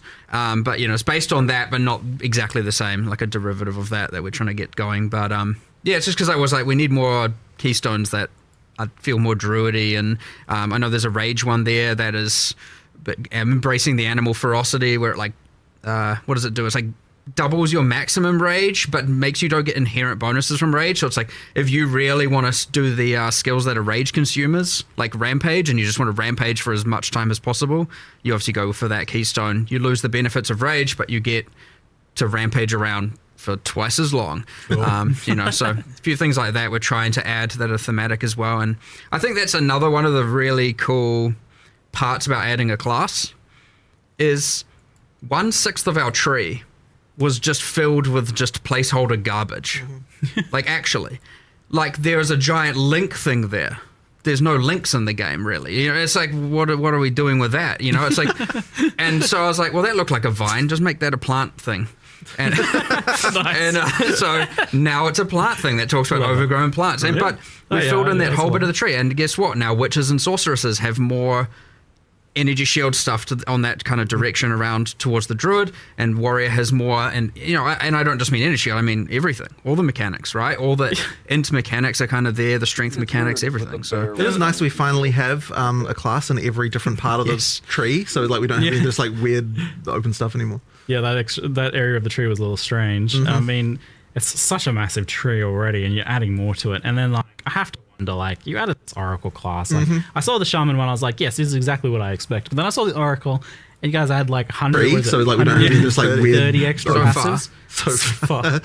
Like, why do you do this to yourself? Like, that seems ridiculous. It's fun because it's cool. Because it's cool. That's really the best reason you could ask for, right? Yeah. I was like, I really went through. I mean, I know we showed 2 examples, but I was like, really want to make sure there's like cool off-spec stuff here. I want to make sure that if you want to be able to get more of a certain thing, this is a way to do it. I mean, at the end of the day, it still costs passive points to allocate, right? So it's more about, you know, maybe you want some stuff that normally you'd have to go to the deck section for and get, you know, maybe some projectile related stuff, and now you can get it up there because it allows for some kind of weird off class, and it was all themed around, you know, if you got to live your life again, what would you change? Like, what different paths would you take? And so it's this interesting, like, it's an existential crisis as a node. That fits POE. Right? Initially, I always write my little blurbs about them to get them in the live stream, and I was like, it's got all the passives not yet added to the game. I thought it was an interesting way of looking at it. Not that that's actually how it is, but I thought it was like a kind of, it's like lessons you learn, you get to now use in advance kind of. I thought it was just a cool thematic thing that linked to the class. And it's easy, by the way, as designers to see that kind of thing and go, we have a million things to do. Like, is that really, like, that's too much time, too much work, right? And I'm just like... Uh-oh. Sad, isn't it? If we say that about everything, you get nothing cool. Yeah. And so it's that, and I mean, even the shamans, like runes revealing hidden powers, like we're setting ourselves up for a large amount of cumulative time over a while, right? Any rune we add, anything, like we have to add and consider the shaman stats, and that's another whole axis of things. We have to meta balance every league, and same with the oracle passives, and every time we change the tree, and like when we eventually add the Templar, we're going to have to relocate all those nodes because that tree's going to get a giant. Now we've got 2.5 classes in one section, but it's worth it. It is actually worth it. You add so many builds, so many cool things, and if you don't want to deal with it, just pick another class. It's fine. You don't have to. Or pick other nodes on the same class. You don't have to take that node. So I think this like very clearly communicates that you're also okay with this idea of there being just like hidden cool stuff to discover that you're not going to know ahead of time, because you can't like look at the class options on the character selection screen and know what the passives are going to be that are hidden behind the Oracle Ascendancy, right? So it's like, yeah, that's cool. That's fine. Yeah, I mean, you just, look, there's always going to be community tools, and they're going to come up with a way to make that, to the build guides and all that kind of stuff. So, like... I love the secret stuff. Yeah. I actually got my secret Abyssal Lich. Yeah, wild. It was an actual final secret, and maybe there's more. Well, you want to do more of that, don't you? I can tell. Look at him. He wants to do more. Of course, I love it. I actually I love people having cool secret things they can find, and it isn't just like 1000% pre-planned out of the gate. Like, I understand the need to plan. I understand the need to have confidence in a build, and you don't want to go in and only realize you've made the wrong decisions and stuff like that, for sure. But I definitely want to find that balance where you have... People want to talk about the other thing. I could talk about Druid all day. I think the design is super interesting. Yeah, but some of the questions were that I think people are a bit confused about, like the talismans and the forms and how that stuff works. So the talismans are effectively just like another weapon. Yeah, exactly. And things like attack speed, movement speed on gear, and everything will affect you in your movement. Absolutely. Animal forms. It's not like, I think because a lot of other games do it where when you change form, like all of a sudden, your weapon's not affecting you, or this thing's not affecting you. Well, I mean, effectively, so we're doing the changing form by utilizing weapon swaps. So you've got two weapon sets inherently, and the talisman effectively serves as your weapon. Yeah, like if you're playing a druid, you are going to have to learn how to use weapon specialization passives and stuff like that if you want to have the spellcaster and melee thing. Now, a lot of the passive tree nodes, like in the druid section of the tree, all have like attack and spell damage and that kind of stuff. So like certainly for most of the start of the class, you won't have to worry about it. But as you get deeper in, and if you want to do hybrid spell attack, you are going to have to think about like, okay, what are my attack passives, what are my spell passives, and do that. I was actually surprised at how simple and straightforward it was to do. So like the weapon specialization tree thing, you still do need to think about and understand how that works. But the basics of it, like using the actual skills, just happens automatically. Like I never have to actually go in and no. You don't have to worry about that part. Just because of the fact that because this has always been the rule, but it's really apparent here. Like if it'll swap to the weapon set that can use the ability, so therefore you don't have to actually tweak. You just put it in and it kind of works. Like if I tried to use my spell, it would shift to human automatically and use the staff. So like that was all automated, and I didn't have to like program anything like that. Right.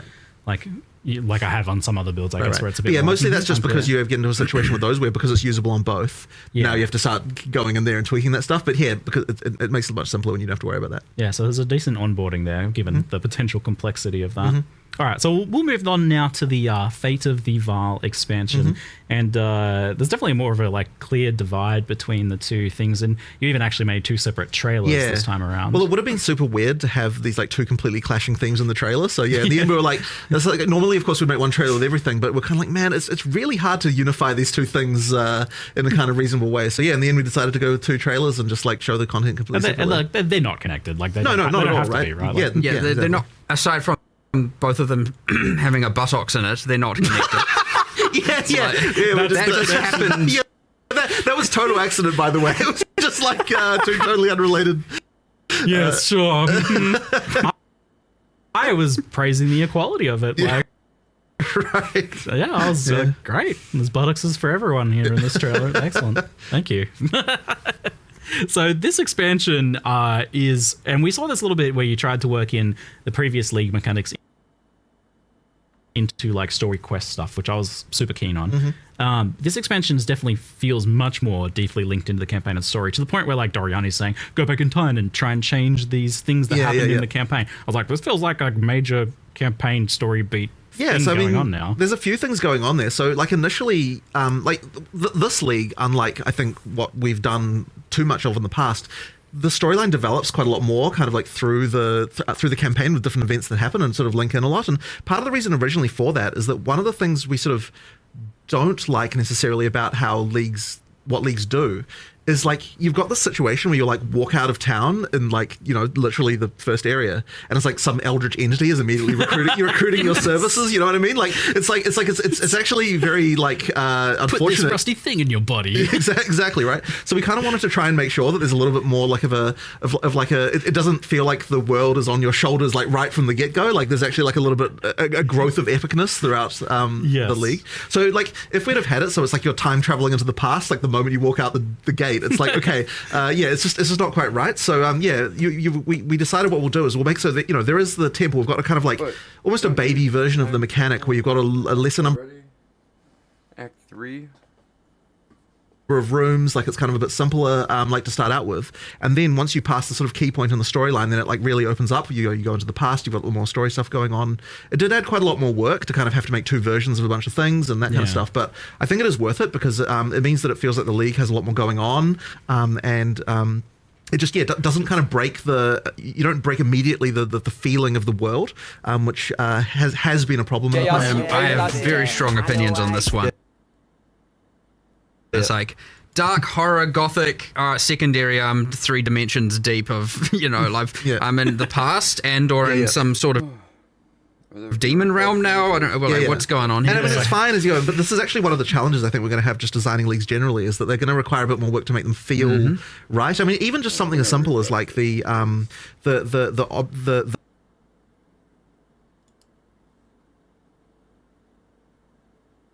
oops. Oh, it's just 40 minutes of them bantering about druids real quick. 40 seconds.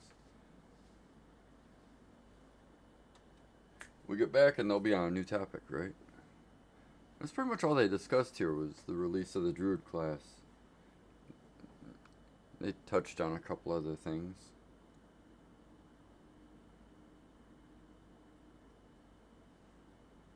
Abyss is becoming its own atlas tree. Fitting, I suppose.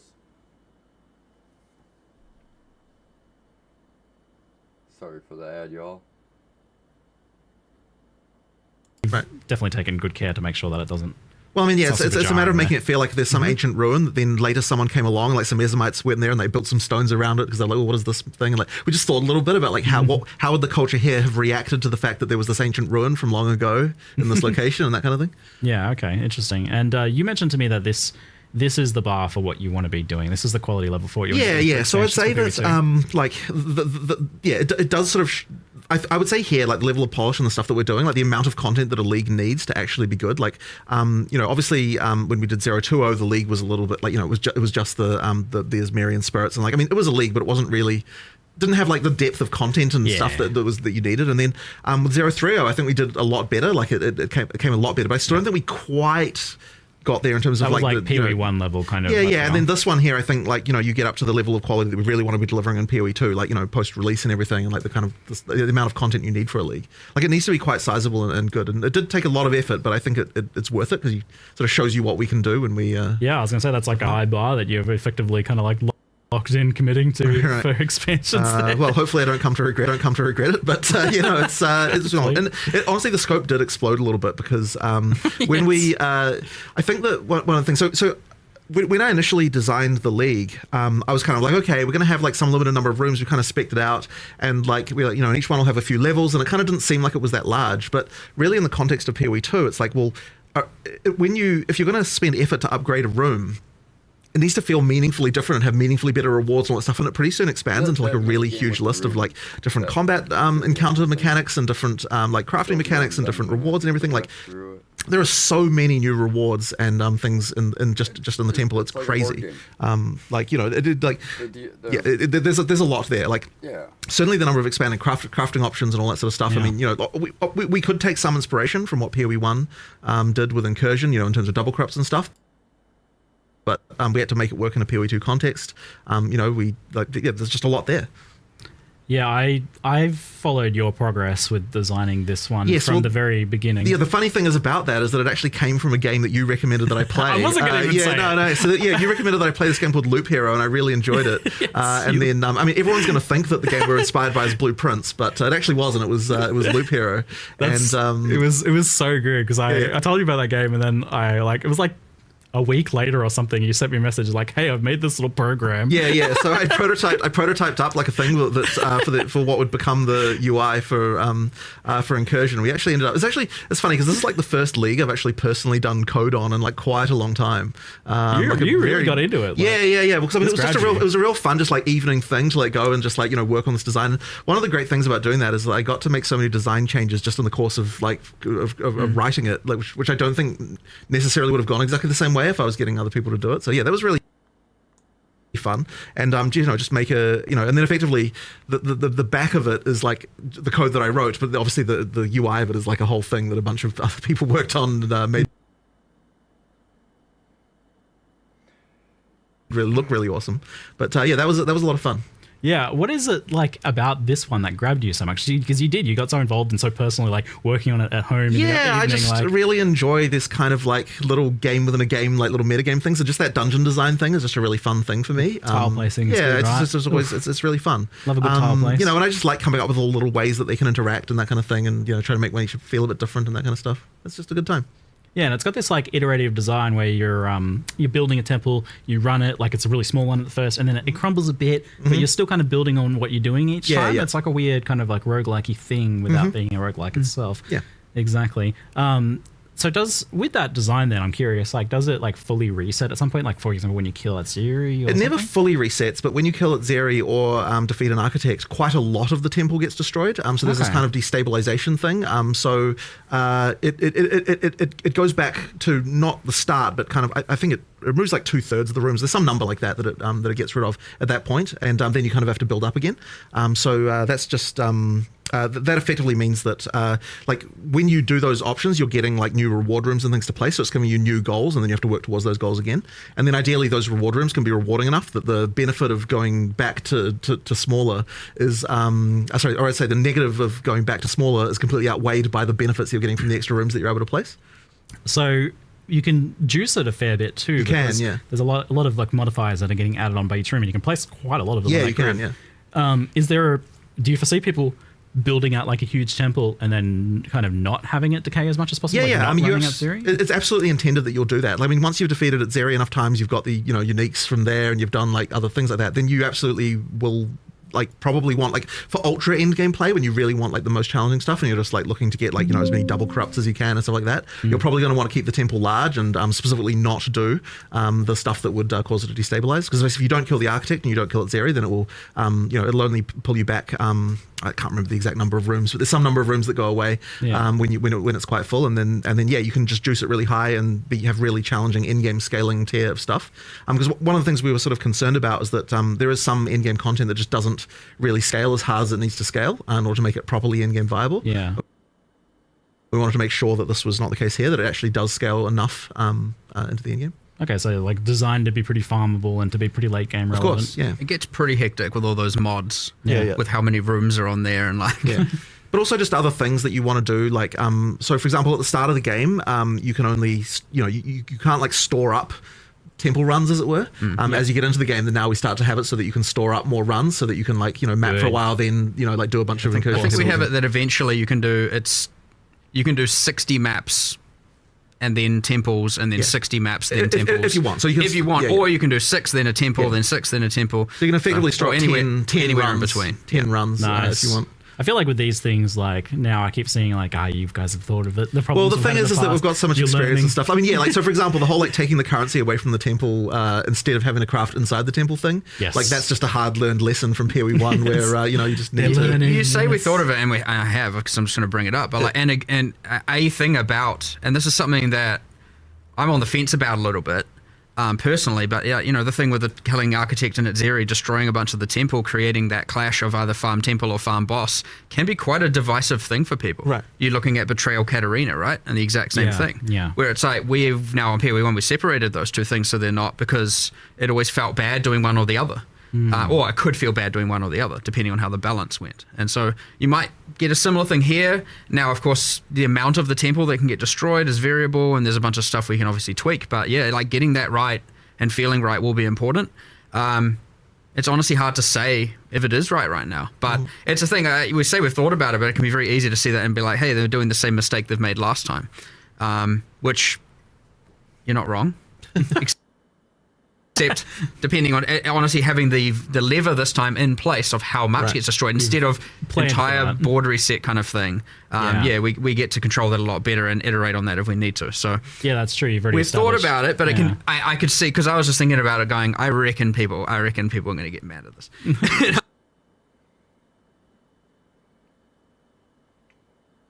I was just looking at it, going like, the idea that it's like, hold on, I can't farm the bosses. I either have to pick bosses or pick temple. It can be quite bad. Well, so yeah, that's clear then that you've kind of already got your hand hovering over the lever waiting to like adjust it as needed. Yeah, and it's honestly kind of hard to know with, I mean, even if you, again, it's the thing with this sort of stuff specifically is you're talking about that's the type of gameplay that is hard to test internally. Yeah, because how can you do just like you can't really test like what is weeks of grinding gonna feel like, it's So I expect us to maybe we hit the sweet spot. Who knows? Hopefully, but I could imagine that this is a thing that gets adjusted for sure. Yeah, so you've made the like the ability to sell like the corruptions, the double corruptions as an itemizable thing you can just take away and sell. Is there any reason to like itemize the temple like we did in POE1? Nah, so that was really more of a band-aid solution in POE1 because we didn't have an easy way to change that. Like I'd prefer that the temple is your temple and that you don't sell them, but just that all the rewards are the things that you can trade. Like trading the rewards was the reason why we I did our temple itemization in the first place. Just if this time I feel we're just making sure to design the stuff in a way that can be take back that you can take with you. No need for the band-aid in the first place. Yeah, exactly. There's some really basic crafts that, like, your classic exalted orbs and stuff like that. Mostly, honestly, in the campaign. Yeah. And this is so when you're doing the temple, you're getting not just the opportunity, like, because obviously some of that double corrupt stuff, you're not going to do that at like level 8. I mean, Val orbs aren't even in the game at that point. Yeah. So you have this thing where it's like, well, you don't get a lot of the crafting. Now, there are still rewards. There is, of course, all of that, but there's also just basic crafts like exalts and regals and stuff you can just throw on your gear. Now, you can't take those, and that is an intentional decision so that you feel like you're actually wanting to use it on your gear in the campaign and as you're progressing. Yeah. And you're not, because if you can take it, most of the time you're just going to hoard it for endgame. Right. So it's those things to make the early game have more crafting stuff that you want to just use right there. Yeah, that's the problem. Like, what stops you from just like keeping your results until end game? Yeah. You want to use those patches then. You'll see those and go, I want to take that home, but just use it. Yeah. It was a substantial buff to campaign crafting from my experience of messing with it so far. It's like you basically go in and there's like 6 crafting rooms and you're like just going on a little crafting spree of like upgrading your gear. Like, I mean the temple. We it's funny because there's always the question whenever we make a league of like, well, what if people always say, oh, there's no reason to do this during the campaign. And it's like, we really have to incentivize that to make it so that, no, there's actually worth doing. Like, you're going to get a substantial power boost if you decide to engage with the league. Yeah, it seems like you can kind of like hold off as well. Like, you can be like, oh, my gear's kind of okay now. I'm going to do that a little bit later. You always want it to be both feeling rewarding and give you obviously an advantage, and also not feel so mandatory that you're like, ugh, what? Yeah, the, it felt like kind of a bit optional in the sense that like, oh, I really need some gear upgrades now. Let's go into the temple and spice up all my gear. Perfect. Nice. Perfect. That's what we want. Yeah, cool. And it is interesting that you've got this like raiding the broken down version of the temple in the beginning, and then it basically changes into this whole other thing halfway through Oh, come on. the campaign. That story beat there. The other thing about the campaign thing is the same thing we learnt from Abyss, where we did the area Can we learn more from this interview? specific rewards throughout the campaign. We have also dropping here from the in-world encounters. So even if you're not doing the temples, doing the in-world encounters can give you that extra drop per area. Okay. It seems like on the back end, maybe you've kind of taken what Abyss was doing and almost shifted it over. There's pretty some much. modifications, but it's the same kind of thing. We've effectively got our, allocated amount of rewards and crafting and stuff for what a league is allowed to do and should do, and we're just trying to make sure that it fulfills that it fills that budget, so to speak. Of you're getting a lesser jewels or been keth or something like that, like kind of similar to before, which is good. But yeah, I was definitely, that was a huge thing with Abyss. I thought that was like a really good improvement to campaign, so it's good to see continuing with that. Then it felt pretty successful as a design decision. Nice.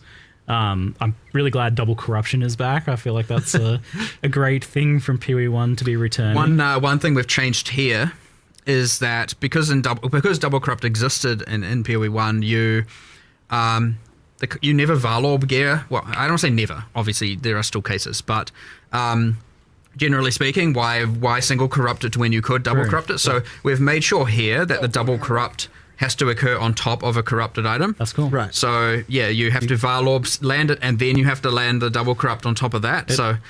Oh man, it almost feels like you're in some cases risking something even more, because like you've got that really high end unique with like a really good corruption already, and now you're risking that. You're not just risking a blank item on a double corruption. So like it's a heftier risk now in some cases. I like it. That's the Val spirit right there. Like, oh man, this thing's already worth many divines at this point. I was like, oh no.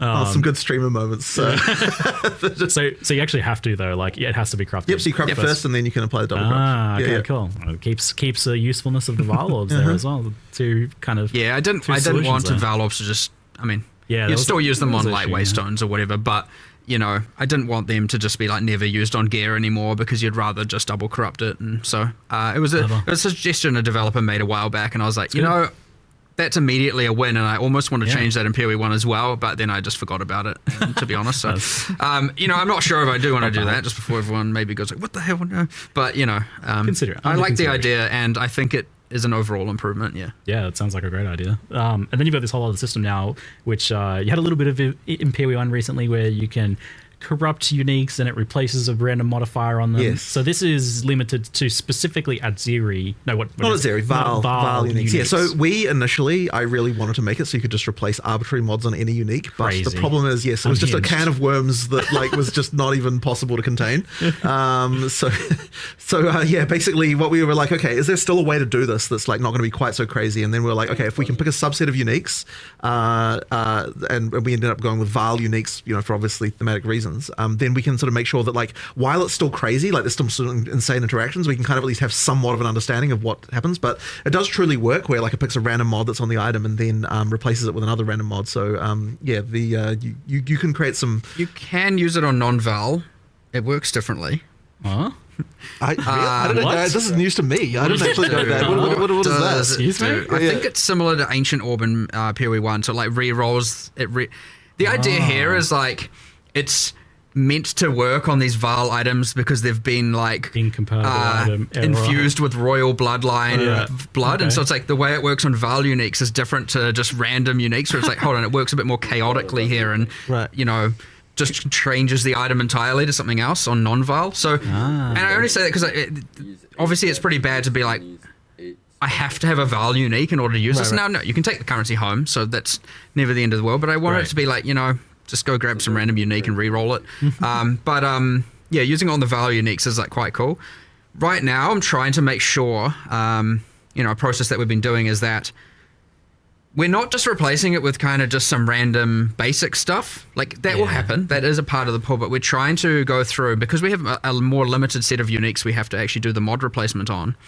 I want to make sure we're actually thinking about, for example, the Zerfie's body armor that has like Soul Leader, and it's like a level 39 base type. Yeah. And I'm thinking, like, this is a tool we could use to make that more in-game viable.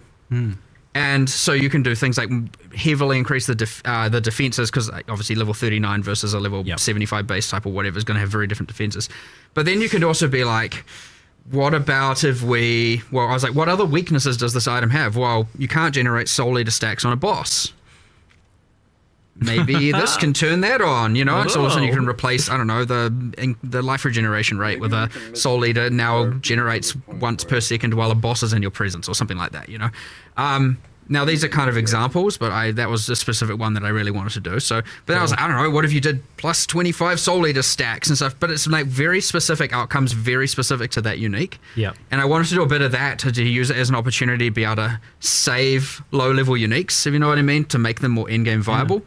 And I thought that was a cool way. And obviously that's restricted to the Val pool for now, but like, if it works and works successfully, there's no reason that like some other mechanic can't do it for Ezomite uniques and other, you know. Now, yeah. So, you know, we'll see how it goes, but I'm hoping now, obviously, because I don't know how far through we'll get with all of these specific, because it's like a lot of stuff. Once you start doing specific things with specific uniques, so many it's things. a lot of stuff to implement.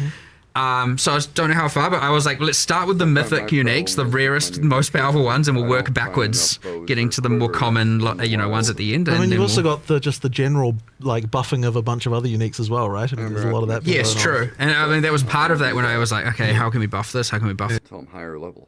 So this? How can we buff this? And then I was like, well, a lot of them are like, this is too low level. And I was like, well, we have this system in the league. So yeah, I mean, we'll see how it goes, hopefully. And it's the kind of thing where even if we don't, obviously these leagues end up often going core in some various means. So if we don't hit the mark entirely with all the uniques, I'd like to eventually get there where we'd have a good, cool, really thought out set for literally every Val unique. So hopefully that's fun. And then you do the cool things where you just get these really, really... I assume you're going to get some that have these... You would replace the exact two bad sides with the exact two... Because you can replace more than one sometimes. Oh. And you get the you get the exact, like, holy, this unique just went from being worth, you know, something 1 divine to 300 divine, you know, kind of territory. So hopefully that happens. If it doesn't happen, I'll be a bit sad. But we'll try. You can never know with these things for sure. And this includes the new, like, Atzira uniques that she's dropping then, obviously, since she's kind of the queen of the Val. Yep, Atzira uniques, Trial Master uniques, you know, like it, you know, a bunch of stuff. So it's a fair few there then. Is that something that you anticipate expanding upon in the future then? Like, I mean, we'll be always adding more Val uniques. Right.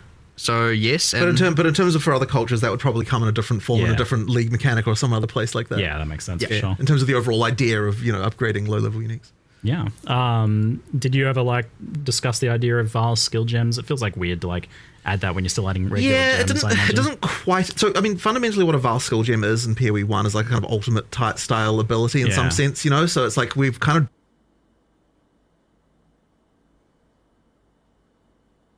Oh, what the fuck? We've kind of doing that in our normal gems at this point, so it didn't really quite make sense to do it here. It's like the glory on the skills glory is kind of like, yeah, that's what I figured. That it's kind of like you'd only be really doing it for nostalgia value at this point, I think. Now that isn't to say there won't be something in the future, but I agree that doing something like that when you haven't even got, you know, all the classes and skills in place and all that, I would say that's a like a post-release feature, you know, not a pre-release feature kind of thing. Yeah. And are you still kind of with challenge leagues planning on having things like challenges, challenge rewards, etc. So post-launch? So the plan for that was post-launch. Like it basically was kind of like during early access, it doesn't quite make sense to do that. But post-launch we'll return to that again. All right, shifting onto the topic of endgame, but first, just a brief detour. Trial of the Ancestors or the mystery contents in the new acts, and our third means of ascending. What's the progress like? Well, we don't have anything to say at the moment, but it'll need to come obviously at some point. But we didn't have time in this one certainly to work on that. It keeps coming up. It is really just a matter of when, at what cost, etc. The classic, just resource distribution kind of things where it's like, when are we going to do it, and what, instead of this, and we have all these different ideas, and so but right now, nothing. All right. So on Endgame, firstly, thanks for nerfing the Delirium Fog. Yeah. You saw the memes, I guess. For sure. So I've been enjoying all the foggy memes everywhere. That's good. Visibility improvement for the Endgame, but not only that, like, you guys didn't just tone down the fog. You've done some pretty major things with the Waystone system. I mean, the very first question, and before we even toned down the fog, the first question was, okay, well, why do you feel like you have to run every map this way in the first place, right? Like, the fact that something feels mandatory is already a problem, regardless of the fact that the effect is also annoying, so that was the first thing to solve, and it really then started coming into, okay, well, how people are finding Waystone crafting more annoying, and we only made it more annoying in Abyss with the having to go somewhere else and get it, it just made it not particularly great. The first question is, well, how can we fix this problem, right? And effectively we're kind of like, we can go two ways with this. We can either make it so that every league has something that feels mandatory that multiplies with the rewards, or we can say no leagues do, in which case it's more about which league do you want to run for different for various different content that they can provide. So we decided to go with no leagues do, because I think that it's probably just like less busy work, less annoying. Like, if every league gave you something that you needed to craft and do something with, it just would have been a pain, which is why even in the live stream we're like, from this point on, just like Waystones, they will get regular, they'll have the regular crafting, just regular base currency, but we're never going to add to them again and like a thing that requires you to do more crafting than that. Another layer of that, because I think that having to do that every map is too frequent. Doing it on the tablets means that it's just way less frequent that you have to do these things, which helps a lot. And then of course the question was, how can we make sure that we're not like doing a nerf to overall juicing potential here? So then we had to look into how can we get back the the power you had. So that's when we got into the extra mods on tablets and things like that, in order to sort that out. Now, obviously, you were hoping to do more endgame for this expansion. So, what's kind of happened with the? Well, I guess the sort of two things that we see as like the major problems in endgame. One of them is when you get there, it can feel like you don't really have a proper goal. Like, you don't have immediate, like, okay, here's a quest to do this and a quest to do that and that kind of stuff. So there's like a little bit of that missing. And that really is a content thing that just requires us to expand upon what a league is. Now, something like something like Fate of the Vaal, it immediately has story stuff to do and so on. So when that goes to endgame later, you'll have like storyline things sort of built in a way that can like make it so you've got that. But the other leagues don't have that as much, so we need to really make sure we're expanding on those. But the other thing as well is the Atlas tree just needs a lot more love and attention, and like the way that it works and all that sort of stuff. So we just need to do a lot more there. I opened that tree yesterday and I was like, oh, this sucks. It's a little tragic. It sucks. Like, so, but the thing is that in order to make it good, you have to spend a lot of time and attention making new notables that are cool, that require like actually modify things in cool ways and like actually really meaningfully do something, and that's just a lot of time and work to do that. So do you have an idea for what you want to do with the ascendancy tree side of things? Like, is it kind of angling more towards what you've done in Public League? Well, it's been pretty successful. Well, I don't think we should be talking about that yet, just because that'll be it's more for later. But yeah, I mean, with the things we want to do. Yeah, there's stuff we want to do. We're trying not to spoil anything here. we obviously are spoiling the fact we are doing something. And I'll tell you, it's not even. It's not the same. It's not similar. It's like, it's in a whole different universe. So it's kind of like, which makes it a little bit hard, because obviously we're in this state where we want feedback about the in game.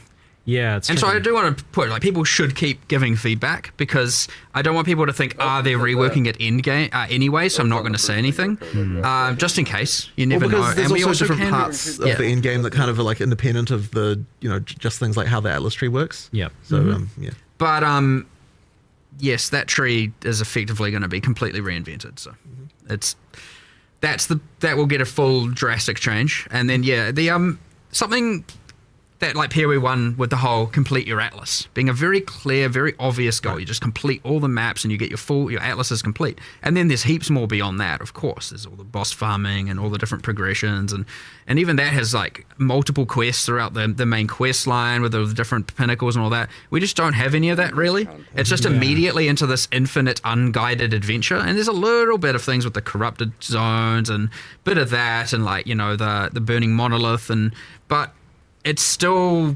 mostly unguided. You don't really feel like you have like, I've completed the main thing, now I'm going to farm, you know, at the moment. It's pretty unsatisfying, I'd say. So really trying to drive that home. And then the other thing that honestly, we spoke about upgrading the leagues and adding more bosses is like, you know, that whole like having King in the Mists and Olroth as the pinnacle bosses of the leagues, just being like copy pastes from POE1 was not our end goal. You know what I mean? Like they're a bit sad as pinnacles right now, and like honestly we need to up the epic a lot. So we got a lot of that coming, and then just general upgrades to all the leagues. Like some of them are too, you know, Ritual has the whole omens are too good, and others are just like, well, why would I do this? And you know, there's a bit of that going on. So just a general balance, and via adding more content and different axes and all kinds of stuff. So there's heaps coming. But based on all that, to answer the original, is that's how you can see how it didn't make the cut, because it is a ton of work.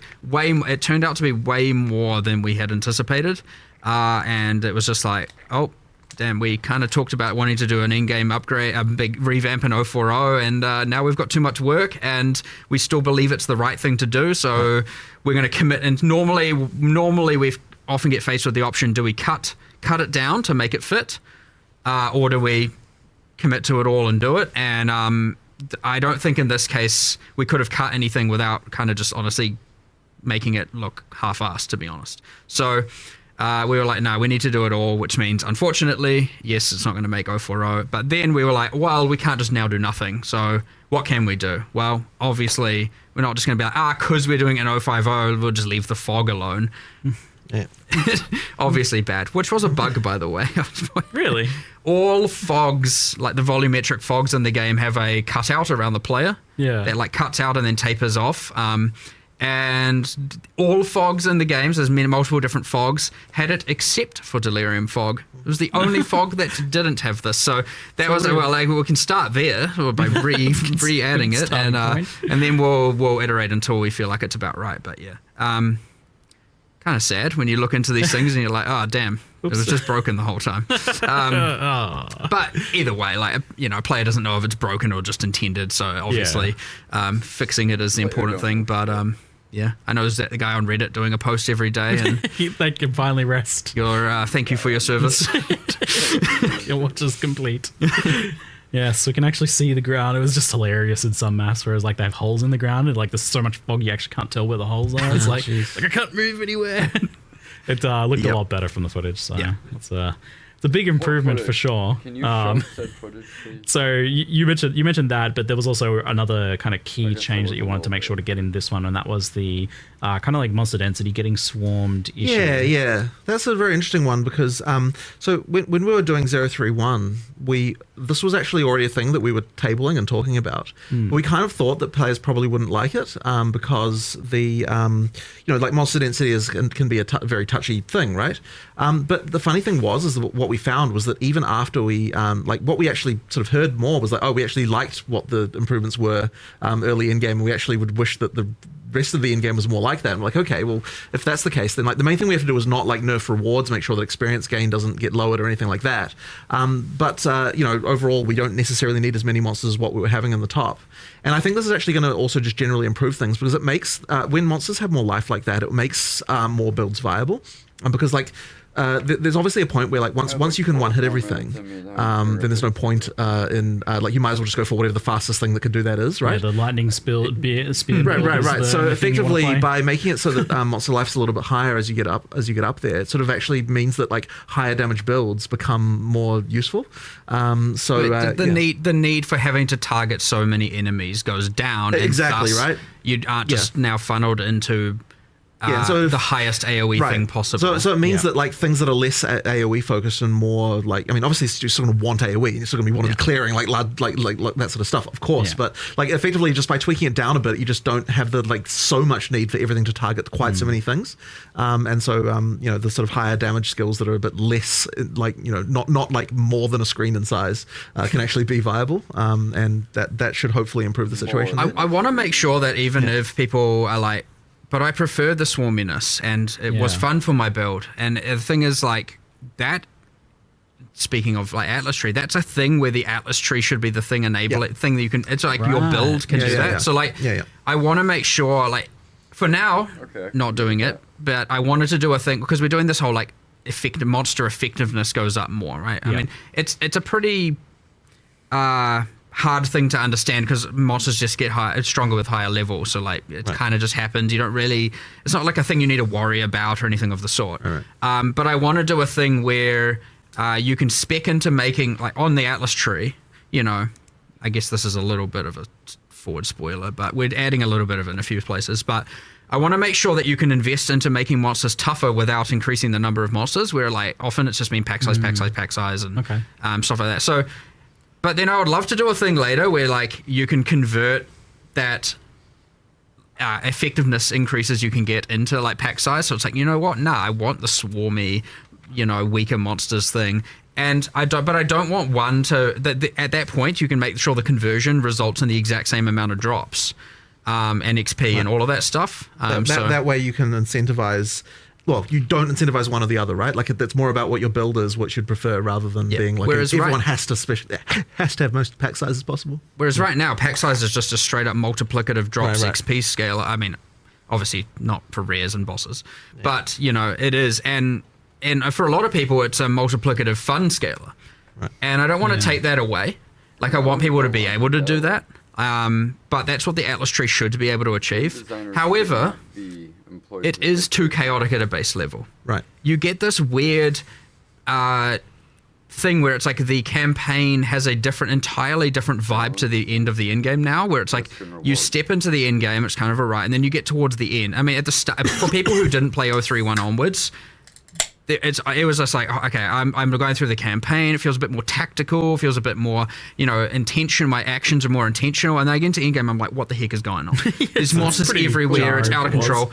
And so obviously 031 alleviated this a bit, but it is, I don't want it to be that there's this feeling of there's two games there. I want it to be that you build that extra layer, that you change it through your Atlas Tree and through decisions you make for the end game, as opposed to it just being inherent. So if you want to, we're going to make sure that we try and keep it that if you want to make it more swarmy and that kind of stuff, you can, but it doesn't give you a drop advantage necessarily over the tougher monsters. There are reasons to do both. That's fine. There'll be heaps of mechanics and stuff, but like, ideally, you can kind of play the game you want to play the game. And so in our tree and our builds, much like you can play the character how you want to play your character, we can do that with the end game as well. And that's the beauty of the Atlas Tree, and the keystones and stuff like that. So, from the Atlas Tree. But I can't. It's hard to get into more of that without getting into like kind of spoiler territory. I mean, that's interesting to hear that you want to kind of make things a little bit less binary. Where like in the past, it often has been the case where it's just like, oh, you just stack as much of all of the things you can stack, or it's just stack as much pack size or stack as much rarity as you can. But maybe having angles for both of those things, like I'm juicing pack size, or I'm juicing difficulty and rarity with. I mean, that's exciting to me because I like the ability of being able to spec content that rewards your character that has low AoE, that is like really good at like dueling really tough rare monsters. And like, you know, we did get to see a little bit at Imperial 1 where there was different strategies for juicing where you had like Titanic Scarabs or something that was making like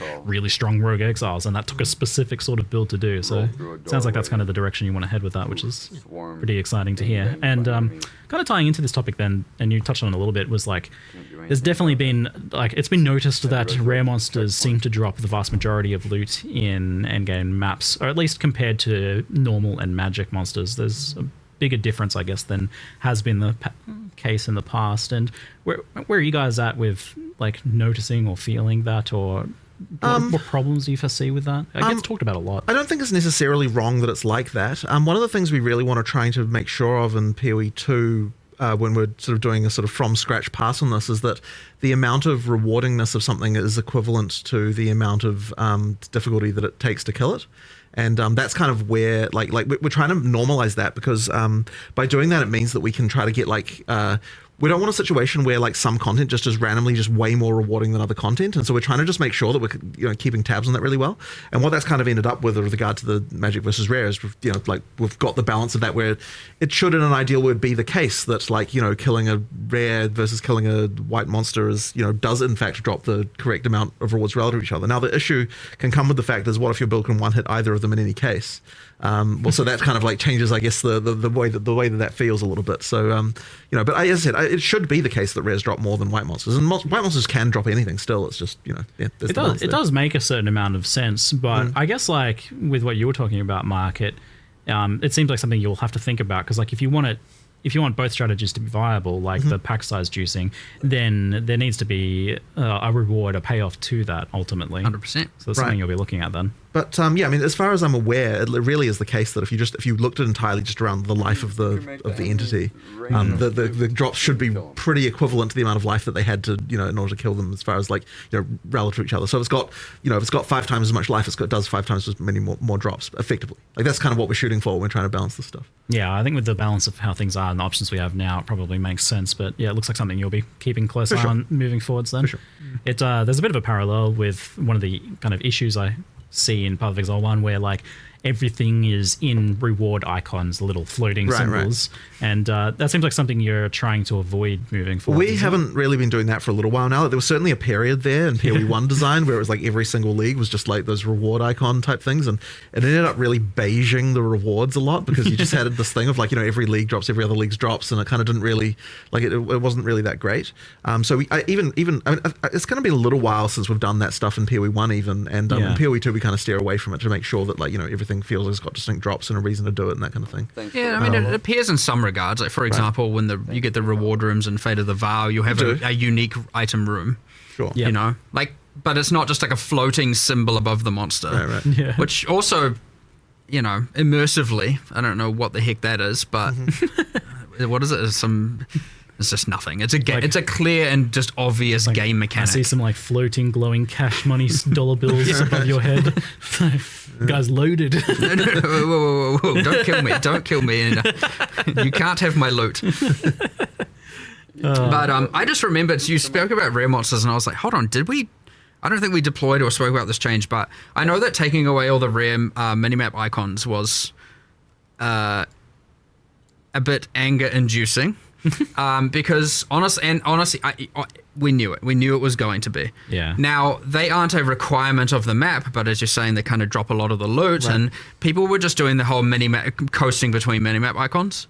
The middle ground we've come to here, which I think is quite cool, is once you've activated all the checkpoints in the map, which sometimes is 4, 2, the things for fast traveling and respawning, then all of the things appear on the minimap. The funny thing is I thought we already deployed that.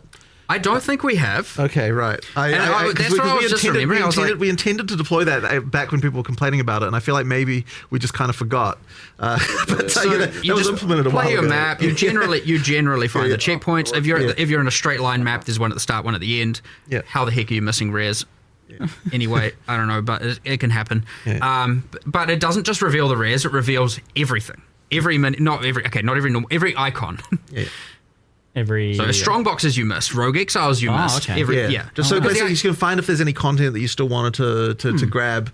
Now some people might argue, hold on, I'm just going to run around the entire map activating them all and then go clear. And I was like, well, okay, if you want to waste time. Right. But you're going to clear the map while you're doing that, right? So you probably clear the whole map anyway. Yeah, so it's kind of just meant to be look, you've explored at least, if there's generally speaking, if you've got a big square or circle map, you're going to have 4 checkpoints.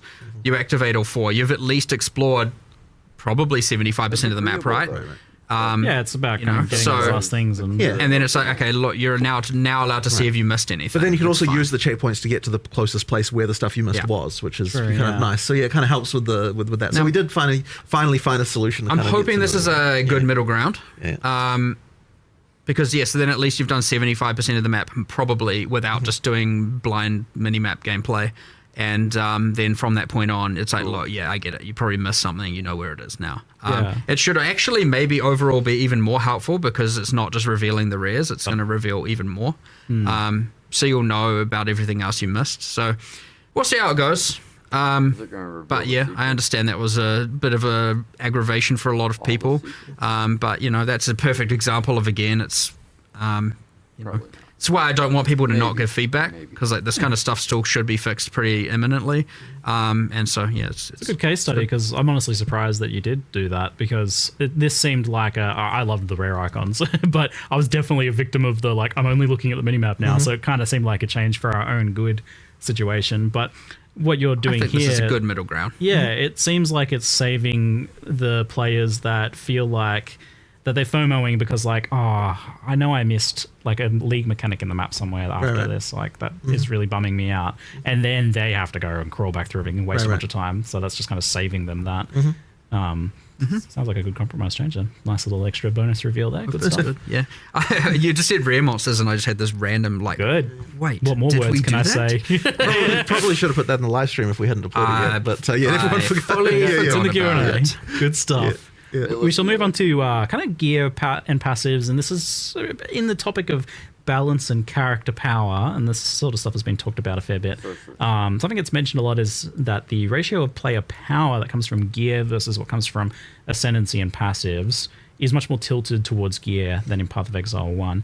And so kind of like roughly for an example, like the average POE2 passive is like 10%, whereas the POE1 passive is 16%, whereas the amounts on gears are pretty similar. So like the 100% increased fire damage on a wand is consistent as tier 1 affix between both games, meaning that like more of the power has kind of been shifted away from the tree, the thing that you get by default, to gear.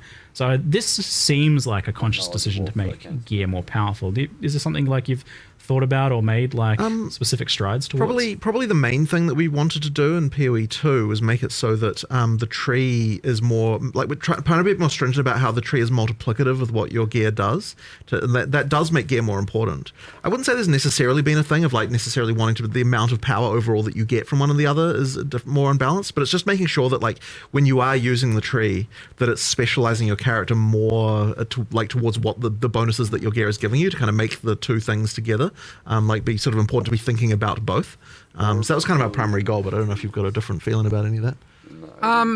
It certainly wasn't like the passive tree being weaker. Like I guess we didn't really even think about it in the point of comparison. We just kind of like went back then. We went really back to the basics and evaluating a lot of our base balance, and so it wasn't like let's nerf it compared to POE1. It was more just like what do we want gear to do? What do we want the passive tree to do? What do we want? And all of that at the end of the day is just relative to then how do we want the monsters to scale and how which they're all different, right? The way that the monster scale per level isn't the same. The way that the tree and thus the tree benefits are different. The gear is different, and everything. So again, not really. It was conscious decisions, but not conscious decisions to like nerf from POE1 or anything of that sort.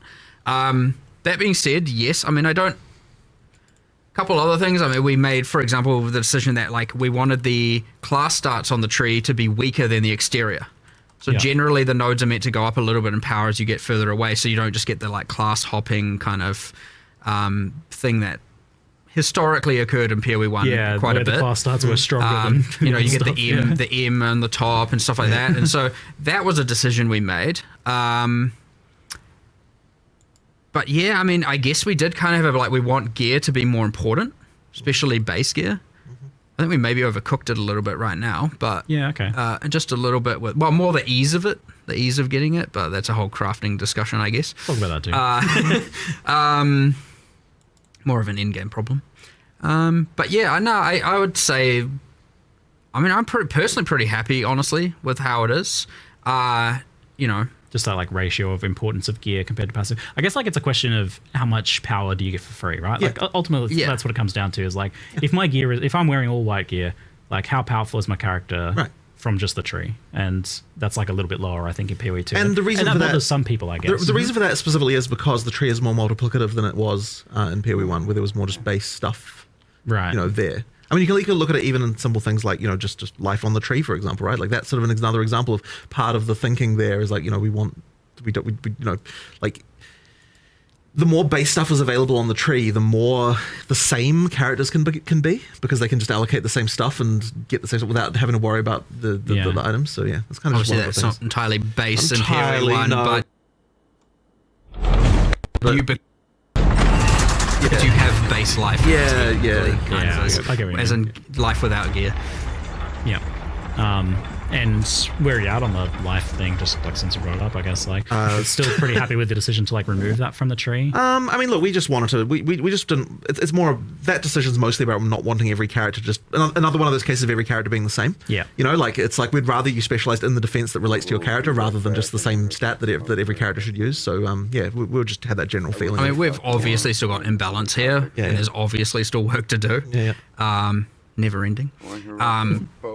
So the tree will just continue to evolve, and like we added a lot of passives at some point that are a lot more powerful, and we intend to keep doing it. And now we've obviously just added all the druid ones, but not just that. Like we added more like ignite support around the mercenary. For example, this time like as in 040, we're doing that, and then there's some changes to like more prod speedy stuff because like we were like looking at shotguns and trying to see how can we have them scale, and it's like, well, it turns out if you get a bunch of piercing with prod speed and some other stuff, like you can shoot them across the screen, and so like, well, how do you get that? Oh, there's not many, so we're doing a bunch of like little increments like that just based on what builds need. I know bleed needs a bit more love in the bottom right, and so to make it not just entirely all blood mage spear users and that kind of thing going on. So again, it's going to just, honestly, we'll just do more and more and more and more and more on the tree. I suspect you'll get more. I'm not saying I'm going to increase the value of every node, but just by the nature of how many more things you can invest in and multiplicative elements, you're probably going to end up with a lot more power coming from the tree than what you do right now. But I actually prefer it doing it that way than just increasing all the numbers anyway. Because at the end of the day, if we then increase all the numbers and then it turns out the game is like too easy, well, then you have to nerf something somewhere or just buff monsters, and then you kind of end up in kind of the same place. So it's like, what did you actually achieve? So with the like approach to life then, which I feel like makes sense, like not wanting the trees to like look the same and whatnot, how do you feel about like why does ES kind of get a separate treatment when it ultimately, although it's a defense like evasion and armor, it functions much more like life?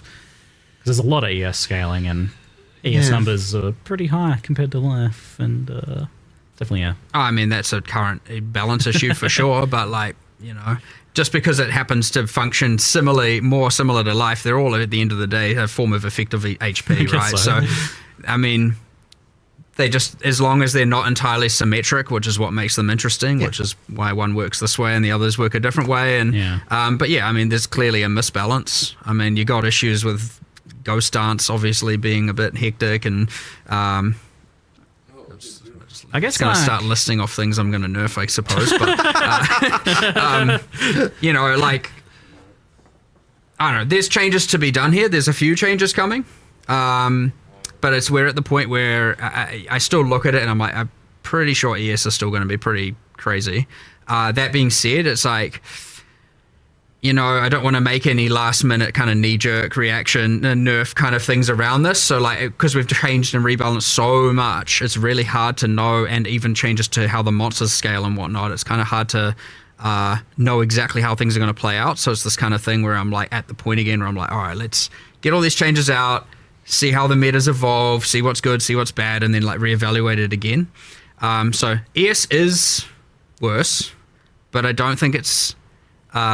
honestly, I don't think it's nerfed enough, to be honest. Is kind of where I'm at with that. So, but we'll see.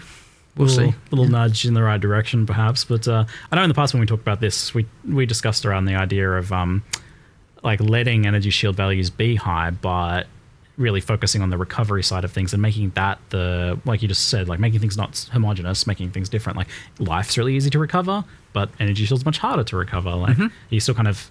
That is still the intention, yes. That is still the intention. I like that. It's just really easy for all of a sudden some cool design to come out, and then all of a sudden it's just a completely trampled recharge. Yeah. Yes. And then it's just like, well, now why do I care, And I mean, like, it's okay sometimes if it's like via an insanely, like, I mean, Essentia Sanguis is a perfect example of doing this, right? Like, it just straight up ES leech. And the thing is, like, I don't want to take that away. I just, there's a level of, there's some balance to do and or commonality to do. Like, if that's a thing you strive for and can eventually achieve, and now your character's like freaking god tier, that's exactly what like high-end unique items should do. So in this case, I know we're making that item rarer. Hopefully that doesn't affect the economy too much with some me giving that away. But on standard, sorry. But at the end of the day, I would rather do that than just gutting it. You know what I mean? In this case. But yes, those things are allowed to break the rule. But I very much want to push ES to be recharge based. And as I said, historically, it's again, you just come up with a bunch of uniques and want to do all this cool stuff. And all of a sudden, we've added in another way to completely not care about recharge, and you're getting ES back some other way. So, and that happened, and more and more and more of that came about. And all of a sudden now, you pretty much just got this insane life pool that's permanently full, and it's like, wow, why would you not do this? Obviously you'd do this. So I imagine there's a lot of incomplete picture going on here as well, where you're still missing classes and archetypes and skills and parts of the passive Druid thing as well. It probably makes it hard to like commit too hard to certain areas of balance when it's such an incomplete picture. Yes, and it's also just honestly a time issue. We're adding all this new stuff while having to also correct all the existing stuff, and then the new stuff is like, how fast can the new stuff break the existing stuff, and how fast can we then fix that? And so it's when I say break, I mean balance break. It's to the point where it's like all these new variables are being added as we're trying to fix all the existing variables and balance them, and these new variables are like, it can be hard, like real difficult. When you're at the point where you're not adding so much new stuff, you can just catch up, get to a point of stability, and for sure it's there. But like, we have expanded. Like, I've got 3 new people. I don't know if new. I've kind of taken a few people that were more balance oriented out of our QA. I mean, some of our QA people are kind of elite. I don't know if I should say who they are, but some of them are off, top hardcore ladders and stuff. And I'm like, well, cool. Look, they do know what's going on. I'm like trying to teach them the philosophies and how to do all this stuff. And so I've got 3 new people doing that. So hopefully, and historically, we've had quite a limited number of people actually doing balance. It's quite hard. It's actually one of the harder things to have a good feel for. And if you put the wrong person in that position, who knows where you'll end up. So it's really important to make sure that obviously these people understand the philosophies and are trained well, and you're being cautious with it. But yeah, I got 3 new people with that, so much larger team in the future. So I'm hoping we can tackle a lot more, and we're not just going to be up to like 1 or 2 of us. I mean, historically it's been pretty much me and Andrew, and that's it. So you've got your elite squad. You're building your elite squad of balanced ninjas now. To pretty much, yeah. And shield. I mean, if we end up with like 5 of us, there's a very, very considering I also have to do the leagues and the end game and the monsters and the bosses and oversee all of that. It's pretty hard to also be able to find a lot of time to sit there with the spreadsheets and with the game and going, what does this build do? What can it do? So getting more people there is going to be a game changer for the future in terms of, what we're able to actually balance, and we probably will be able to do a new class and keep the game up to date in a much better way and keep iterating on this, because we've got a lot more work to do. Like, I don't want people to ever think that we're just like going to stop with this stuff. I mean, POE1 hasn't stopped after forever, and often you want to keep metas fresh, you want to update, you want to make new, there's always you make bad things good things bad. Well, bring them in. Not, whatever. You want to make good things bad, quotable time. Yeah, I was like, maybe not that. But it's been a pretty tight resource the whole time, and having more of that is going to honestly be a game changer. So I'm very keen to see how that's going to play out, especially over the next few expansions, and see where that goes and what it allows us to do, and have less of that picking our battles, and let's fight more battles. That's fine, which should be cool. Cool. On the gear power level side of things, plus to all skills has been talked about a lot. And even you guys have mentioned in the past, like it exacerbated things like mana issues that people were having. It's obviously very powerful and available in very high quantities. And I think it exacerbates other issues like uniques being less viable because they don't have them, for example. And it does seem to be of a power level that's like overriding other aspects of gearing. Like it becomes kind of a make or break stat in many cases. Where are you guys at with feeling on the plus skills issue? Well, the original theory behind it was that we wanted to make sure, like for fizz weapons, you always had this like IPD, increased physical damage that was always kind of effectively mandatory stat on those weapons, and it was something where like you would you sort of had this baseline of like some kind of multiplicative way to make the weapon better, and effectively plus skills on staves and wands was supposed to kind of fill that sort of same multiplicative approach where like that was a thing that to make the difference between a bad spellcast weapon and a good one. That was kind of the idea, to kind of try and get that to so the items mattered more for spellcast weapons. But I think maybe like there's just kind of like we probably need to have to look at it. But I'm sure Mark, you've got more theories about it. I mean, we need to change something. Right. 100%. I mean, I know this like we obviously have the illegal mod, the old Essence of Sorcery, giving that extra +1 to focus, the +3 to focus foci, and the old homogenizing for getting the +3s on amulets. By the way, they're gone. Goodbye homogenizing. I was ready for that one. They were illegal for other reasons. Don't know how people are going to feel about that. I'm not sure if I should look at the chat over there and see if it's a W or an L, but whatever, they're gone. It was adding an insane amount of complexity to crafting. But anyway, I particularly was... I particularly was like... I actually don't like crafting mechanics that cause you to have to think about mods in the exact way that they needed you to think about them. How do you mean? Well, it's a bit tricky. I mean, it's like a whole other conversation probably. But like they I don't think that that they were quite right for POE2. But anyway, that's kind of off the point. I just randomly just started talking about stuff. We'll talk more on the It's real easy to just pivot to start listing nerfs and things you're removing for some reason. Calm down. Sorry, but there is an issue. I understand it. I understand the whole. I have this perfect wand. But I've got triple T1 prefixes, but I don't have the gem level, so throw it on the floor, right? I mean, that's kind of generally it. It's like if it's missing that mod, it's trash, right? That's the bad feel. It's like I did everything right except for that, and it's terrible. And we were trying to create a thing where it was like similar to, how do you itemize as a attacker? Right. And it was like, how can we have it be not just identical on a caster, but kind of have the same level of complexity of how to get and in particular power. That still have the same level of an item actually matters, right? Because traditionally in POE1 you had this thing where if you didn't want to have to worry about itemization very much, then like spellcaster was the thing you could do. And we kind of did want to still try to like have it so that items do matter on spellcasters as well. So why then does it seem like for a lot of people it doesn't work? Like, because IPD doesn't seem to attract ire. I don't fully understand that. I think the mana cost thing might be part of it for sure. The increase in the mana cost. But I suspect at the end of the day it's because there are multiple ways to create an attack weapon that are good. Right. Even it's more than one way. A fizz weapon is not the only way. Right. Whereas a caster weapon doesn't really have that.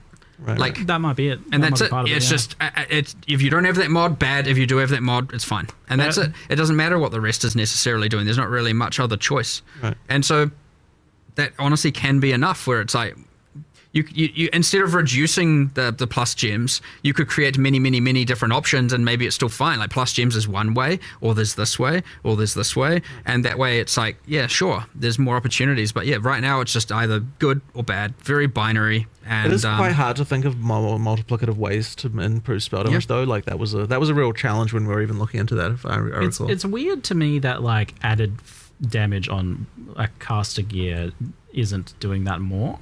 Like maybe it's because like so much of that's already available in the game through other means or something. I don't know, like because that is effectively added flat damage in the same way that plus gems is. Added flat damage on caster gear doesn't exist. Extra damages, I should say. Extra damages there. Yeah. Added damage we removed because you just ended up doing a damage effectiveness on then every single skill to the point where it ended up being... I wasn't in love with damage effectiveness having to exist because I find it to be a bit confusing for people. Like, I don't love that, and so I was kind of really hoping to avoid it. I did have this sort of feeling, though, back when we did that, of this inevitable, like, we're probably going to have to add it back again one day, and I'm not going to like that, because, like, it is a very useful tool, but yeah, I think it's just, I think it kind of sucks as a thing, personally. I'm just not a fan of it. The damage is extra...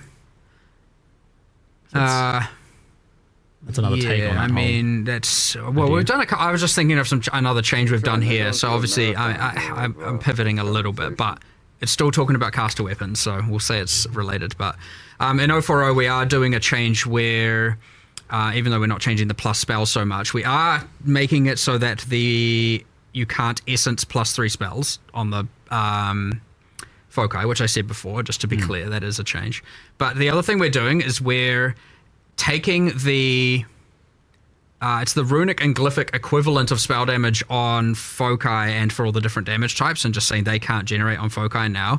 And I think we're in the end game, we're then increasing the base energy shields a little bit. It doesn't, I know people, oh my god, you're making energy shield better. Don't worry, it makes like no real difference overall with the other changes in mind. But the idea is being that a wand and a foci should be slightly more defensively enhanced, not offensive compared to a staff. And so one thing we've done is we said all staff prefixes. So that's the damage is fire, the element damage is the types. It's the just increased specific damage, increased spell damage. What is it? Mana. I don't remember what else. The prefixes. Those are all now double wands as opposed to, I think it was 50 to 55% higher than wands, give or take. So, and then, so if you want... Like, it just adds more reason to want to use a staff. So the staff prefixes are double wands, whereas a wand plus foci is not giving you... Well, it was pretty much giving you more damage, I actually think it was, than a staff would have been able to. Definitely not. So at least now staffs are going to be better. But that isn't anything to do with the gem level problem. It's still obviously its own problem. But it's again just talking about a little bit of the like overall improvements to just like finding different types of gear. Yeah, we're good. That's complete. Wait, what's this? Oh, yeah. Nailed it.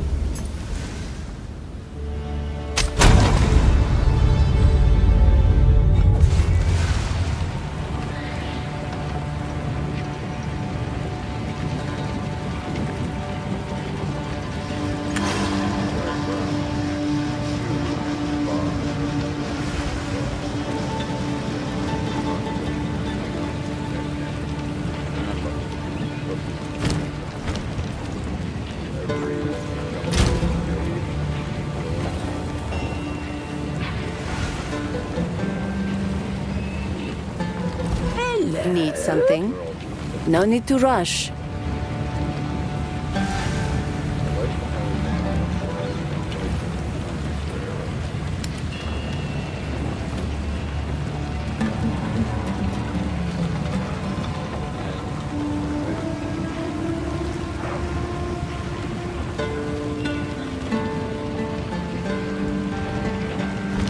Goodbye. Quickly.